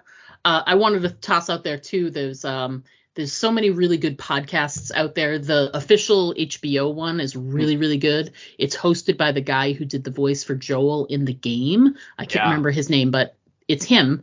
And I haven't listened to it. I've heard about it, though. It's supposed to be phenomenal. It's really good. And he basically is talking to Craig Mazin and Neil Druckmann every week. And it's really, really great. But they made a comment, which was one of the sort of added Easter eggs for you to know about, is the largest flour factory in the world is in Indonesia. So it would explain like the way it would just get into something that is universal that everybody would get. And I'm like, oh. And I bet they ship their product all over the damn planet. Oh yeah. And they also, obviously we know, in that very first episode, you see that, they didn't have the cake because he didn't buy one. She didn't That's make right. pancakes that morning because they ran out of whatever. And She he did didn't say have- pancake mix. Yep. She didn't have the cookies because who the hell wants raisin cookies? Yeah. Good call. Well done, Sarah. You're alive. Well, she didn't last long, but you know what I mean? Like, She lived longer than she could have, yeah. would have Yeah. with the, she would have been like trying to eat, Granny's skull as well. And I think it's funny that like it almost didn't happen for Granny as well because she wasn't eating the biscuits. That's the way right. they were like, eat your biscuits. Yeah. Like, She was- no. They were helping Yeah. stuff it down her throat. Yeah. I love it. I love the fingers. Like I said, when he brought up just the flour factory, in episode 3, I'm like, just like in episode 2, I know. It's great. That stuff Awesome. is cool. I love that stuff. All right. Excellent. Thanks for writing in, Erica. We appreciate it. And I hope that helps. And I don't know. We'll see. We're Maybe there is a commiserating with scientific reason why the cooking doesn't help. So. Yeah. I don't know. We'll have to see. All right. So next up, we got some very specific email. We got an email from our pal, Alex Baelish. Hey, Alex, thanks for writing in. Alex specifically sent us feedback on episode 3, and it has been sitting in my inbox for quite a bit. And I haven't had a chance to read it because I hadn't seen episode 3 yet. So now I have. So thanks for writing in, Alex. We appreciate it. Yes. Alex writes, first, yay, you're back. Hooray. Thanks, Alex. Thanks, and Alex. he says, continues on to say, first, OMG, these ghouls are crazy town. They are The Walking Dead, Z Nation, and Black Summer all combined on steroids. Ellie and Joel are amazing together, and I love their dynamic. They're still trying to figure each other out. Joel feels like he needs to put the walls up with his non-caring/caring attitude, and Ellie is just the perfect annoying little kid that you have to love. It was amazing to see Tessa's return in the flashback. Agreed. I really enjoyed her and Joel's dynamic. I know that she doesn't live in the game, but it would have been great to see more of her, and I hope they do more flashbacks. I agree. I'd love to see some more, like, if they do flashbacks of them meeting in the Boston QZ, etc., stuff like that. Yeah. So it may not be done with Anna Torv, which would be great. He continues, I know the answer to that question if you want to be spoiled. Nope, don't want to be spoiled. Okay. He continues and says, as for the episode itself, it was the Notebook in the zombie apocalypse. I really feel that this episode was more like a movie than it was an episode. Even though this was a bottle episode, it felt so important to the story, and I think that the show does a great job of showing it in such quick time how things were and how they got to where they were. Nick Offerman killed it as always. The relationship between Bill and Frank was so interesting to watch. I really thought that he was going to double cross him. Do you mean Bill or Frank? Frank probably. Frank. He means Frank probably would double cross him. I was expecting it too. I was waiting for that. But when I watched it live, I didn't realize it. I also loved how they did the timeline. They really showed them at their best and worst, and they showed what a relationship really is. I love how they both went out on their terms, so to speak. Bill was always the protector, and I also love the fact that they opened the window at the end. Yes, for the smell, but in the medical world, you want to open up a window and let the spirits go. I thought that was an interesting call. Well done. The visuals are so amazing because they make it look so much like a game. I mean, even down to when he put the tool chest and the gun in the floor, it looks like one of the players would have been doing that in a game. Ding, ding, ding. I do not play the game, but I play other games, and it's pretty amazing how close they get to everything. The things I find really fascinating about this particular world versus the Black Summers and the Walking Dead universe is that it's not gray. It's very, very colorful, and I think that sets it apart from a lot of the other shows. Yes, great writing, but there's just something different about it. We needed some of that. Hang on. This line doesn't make sense. We needed Zone of the Day to get The Walking Dead the same way we needed The Walking Dead and Black Summer to get to The Last of Us. I sort of see what happened there. Okay. And I just love the progression that this is taking. I do not know how the story ends, but I can't wait to see what happens. P.S. This is how a bottle episode should be done, and I love the fact that even though we have a bottle episode, next week is going to be full tilt on the edge of our action, I hope. I hope so, too. I hope so, too. And then he has to include PSS. I know you're upset about the news earlier this month about our favorite show to hate watch, but the pain is almost over. We only probably have 8 to 10 episodes and maybe 1 or 2 actually good ones. I mean, that's a really high estimate. So the candle is burning in anticipation of the ending of it. You know, the quote unquote show that may not be named. Talk to you soon. First of all, thank you so much for writing in, Alex. Yeah. We always appreciate your emails. And B, I did hear the news. I was not upset. And I think stick a fork in it. It's ready to go. Yes. I think we can both agree on that. So, yeah. Thanks again, Alex, for writing in. We appreciate it. Yeah, that was amazing. Incredible stuff. And some really good points. Yes, agreed. I mean, he brought up a lot of cool stuff that, I mean, I didn't even think about the letting the spirits out, but that is a really interesting visual that I'm like, okay, I get it. Yeah. Amazeballs episode, Amazeballs feedback. Thank you so much, Mr. Baelish. Thank you. Okay, so now moving on. Now the next bunch of feedback, it involves both episodes. Yes. So here we go. And the first piece comes from Karen Cohen via the Facebook. And she said, first of all, hello, Karen. How are you? Hello, Karen. And she says, let's see if I can get this in under the wire. I can't wait until you get caught up and I can comment on future/current episodes. The second and third episodes were great. I really like seeing the plant take over. Obviously, the kiss of death was so gross and awesome. And if that is going to happen to me, I would want to blow up too. I like Ellie and Joel's back and forth. They have a connection and don't even know it. It's great when 2 actors have the connection on screen because off screen they probably have an even better one. Unless they are the best actors ever and actually hate each other. But I like to think that this isn't the case with such a small cast. Thanks for the pod. Well, I have not heard any reports of, Pedro Pascal will not talk to Bella Ramsey except when he's shooting the scenes. I have not heard any of that, so I don't think that's what's going on here. But Karen, I agree with just about everything you said there. The kiss of death, as we're now calling it, was pretty icky. There's no doubt. And yes, like I said, when she gets that lighter to go, the look in her eyes, she's just like, oh, thank God, Thank God this can end. The worst French kiss ever. Yeah, right. So that's awesome. Ugh. All right. Thanks for writing in, Karen. We appreciate it as always. All right, so next up we've got via the Facebook, we heard from our pal Alma Contreras. Hey, Alma, thank you so much for writing in. Hello, Alma. Alma says about the 2 episodes, she says 2 really good episodes. I loved how intense episode 2 was. Those clickers were terrifying. I was very sad to see Tessa's demise, and how freaking gross was that kiss of death. I know, we just can't stop talking about it. Now, episode 3 had me all emotional from start to finish. The episode showed a beautiful love story during a horrific dark time. Totally wasn't expecting this kind of story, but was so pleasantly surprised. The actors did a phenomenal job in convincing most of us of a lifetime of love in only 1 episode. Truly beautiful. We would all be so lucky to have this kind of love in our lives. I'm gonna start crying again. Gathering my thoughts once again.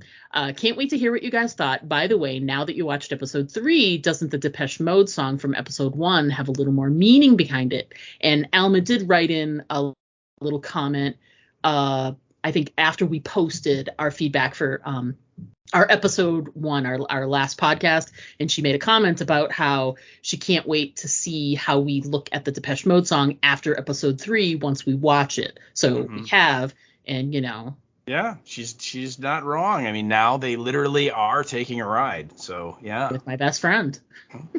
Best friend by default, right? Yeah. I mean, but absolutely. Still, absolutely spot on, Alma. Absolutely. You could even interpret that even deeper and say that, Bill and Frank went on a ride with their best friend at the end. So that's true.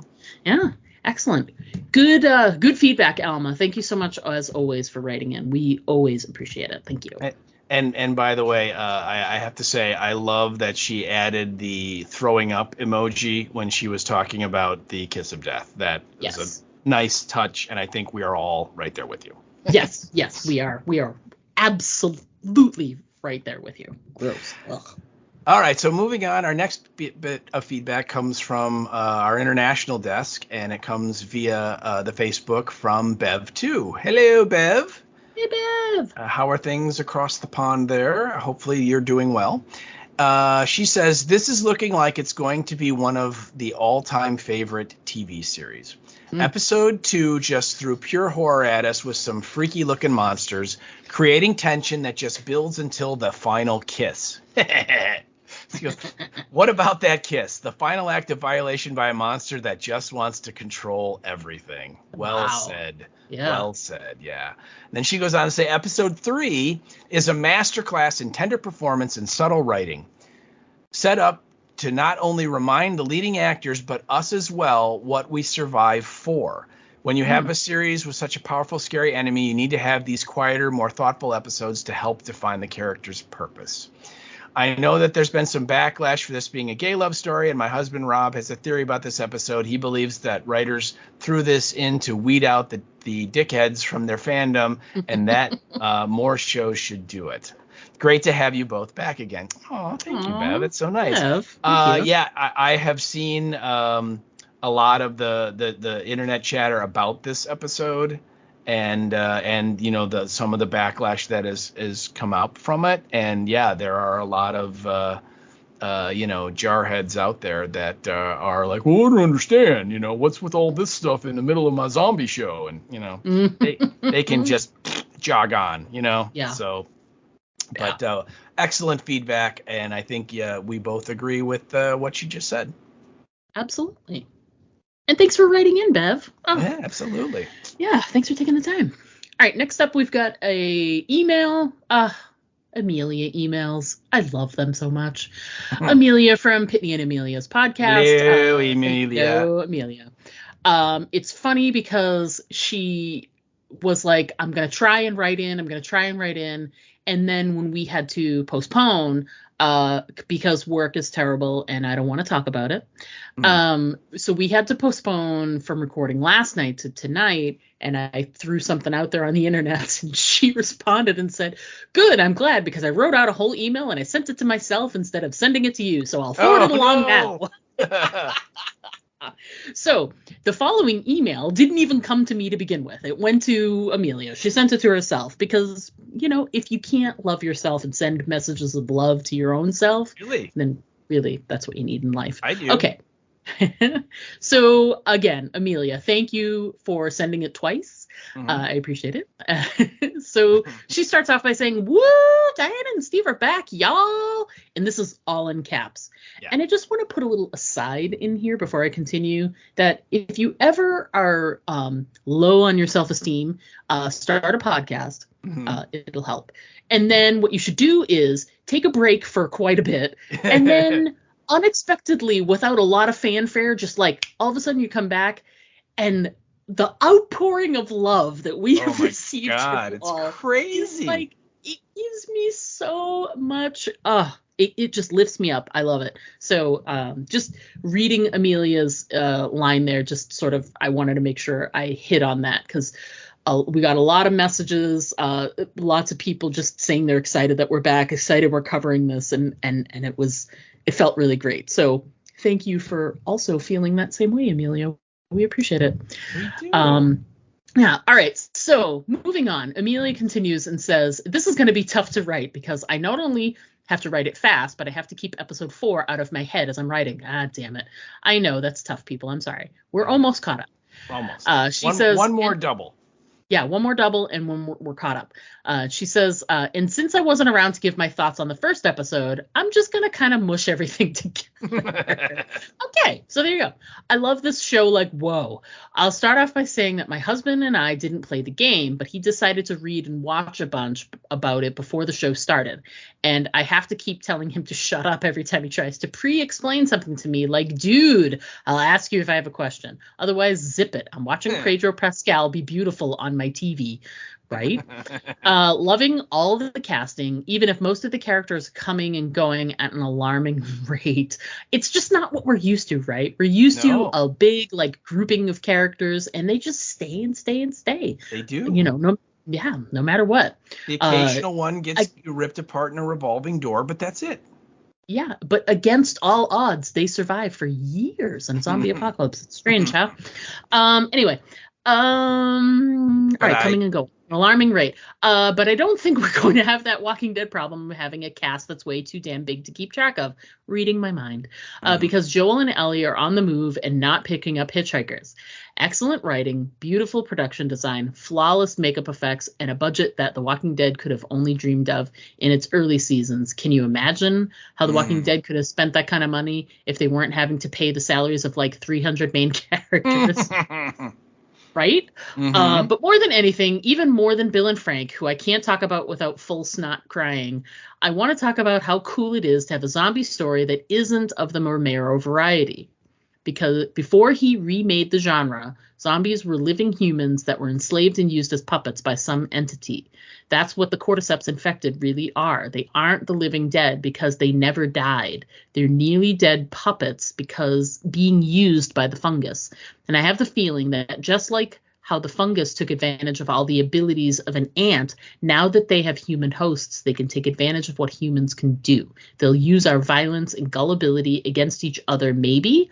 It's early yet, so I'm basing all this on the infected I've actually seen up to this point, which is very few. But hey, I could be totally wrong. Either way, I'm so glad they went with tendrils instead of spores, because putting Pedro Pascal in another show where his face is covered up in every episode would be a crime against humanity. And that's the hot take that we're all looking for. I mean, really.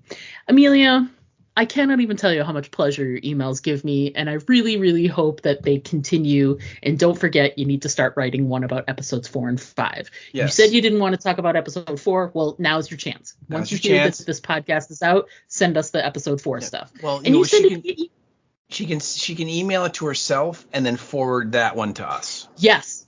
That method worked really well. Just remember to forward it to us after you send it to yourself. You can always send, if we're ever behind on something in the future, send the feedback. Send the episode 4 feedback now while you're thinking of it, because it's in an email. I'm not going to read it until it's, and especially if it just says episode 4. So I won't read it. It's fine. You won't spoil anything. So send us the feedback. Do it. Okay. Anyway, thanks again for writing in, Amelia. Thanks again for writing in, everybody. Yeah, amazing feedback. Yeah, and we're so happy that everybody seems to be very pro us covering this series, which is great. Yeah. I think we chose wisely. We did. The what's it called? The knight that's guarding the Grail told us that we chose. We chose wisely. We did not choose poorly. That's right. So coming up in the podcast, as we've discussed, we've got one more double to go. Next week, we will be discussing episode 4. Title of that episode is Please Hold My Hand. And episode 5 is entitled Endure and Survive. I'm not looking forward to that one. That sounds bad. So send us your feedback as soon as you hear this episode in your feed. Like I said to Amelia just now, send us your feedback for episode 4 if you've already seen it. Like I said, if you send it via your email, I won't read it until after once we're getting ready for the podcast. So you're not going to spoil anything if you send it to us via email, and we'd love to hear it. So send us your feedback on episode 4 right now. And as soon as episode 5 airs, let us know what you thought. And again, after the next podcast, we'll be caught up. Yay. Another thing to be aware of, as we're heading into this weekend now. By the time you hear this, it may have already been out, but episode 5 is coming out early on HBO Max, if you haven't heard. So be aware of spoilers. Even if you're planning on still watching it on Sunday, when it airs regular on HBO, that it's releasing early. So they're doing it for a purpose. The word on the street is that they're doing it because of the Super Bowl.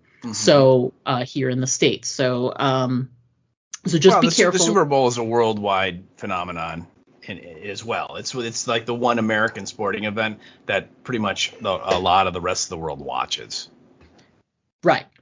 So. But not everybody cares about football. So I know lots of people that are like, oh yeah. So you get to watch it early if you want, if you have access to the app. So if you've already watched episode 4 and you want to watch episode 5, you'll get to do it starting Friday. So that's great.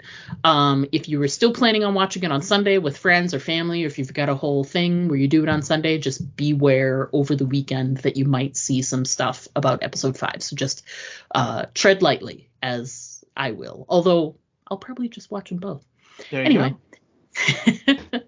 Problem solved. Problem solved. Anything else we need to discuss before we wrap it up? No, I mean we're clocking in at 3.5, so I think our thoughts are done. And just wow, what an amazing show. And it's been, every episode is just getting better and better and better. It's amazing. I agree. So sorry it ran a little long. We've got a lot of things to say. It's such a great show. It's just nice to talk about things that we enjoy. Yes. So we're glad that you listening to the whole thing. We've got one more. We'll probably run a little long in the next episode too, clearly, as seen by this one. Mm-hmm. So be prepared for that, and then we'll get back to our regular, only 2 hours to talk about an episode next time. 2.5, whatever it takes. Yeah, we'll see how that rolls. So excellent. So we're going to go ahead and wrap it up. Thanks again for tuning in, as always, every week, folks. We're so excited to be back. So until next week, as always, I'm Diana. And I'm Steve. And don't forget to always aim for the head. Because body shots, even after 3.5 hours, still just don't work. So, Diana, if people want to get in touch with us, how would they go about doing that? There are some great ways to connect with us online and leave us your comments and feedback. So to send us an email, write us at aimfortheheadpodcast@gmail.com. Our Twitter handle is at AFTH Podcast. Pictures and video are always welcome at our Instagram account, Aim for the Head Podcast, all one word. The best way to keep in touch with us is to like our Facebook page. Head to facebook.com/aimfortheheadpodcast to get all of our updates in your feed.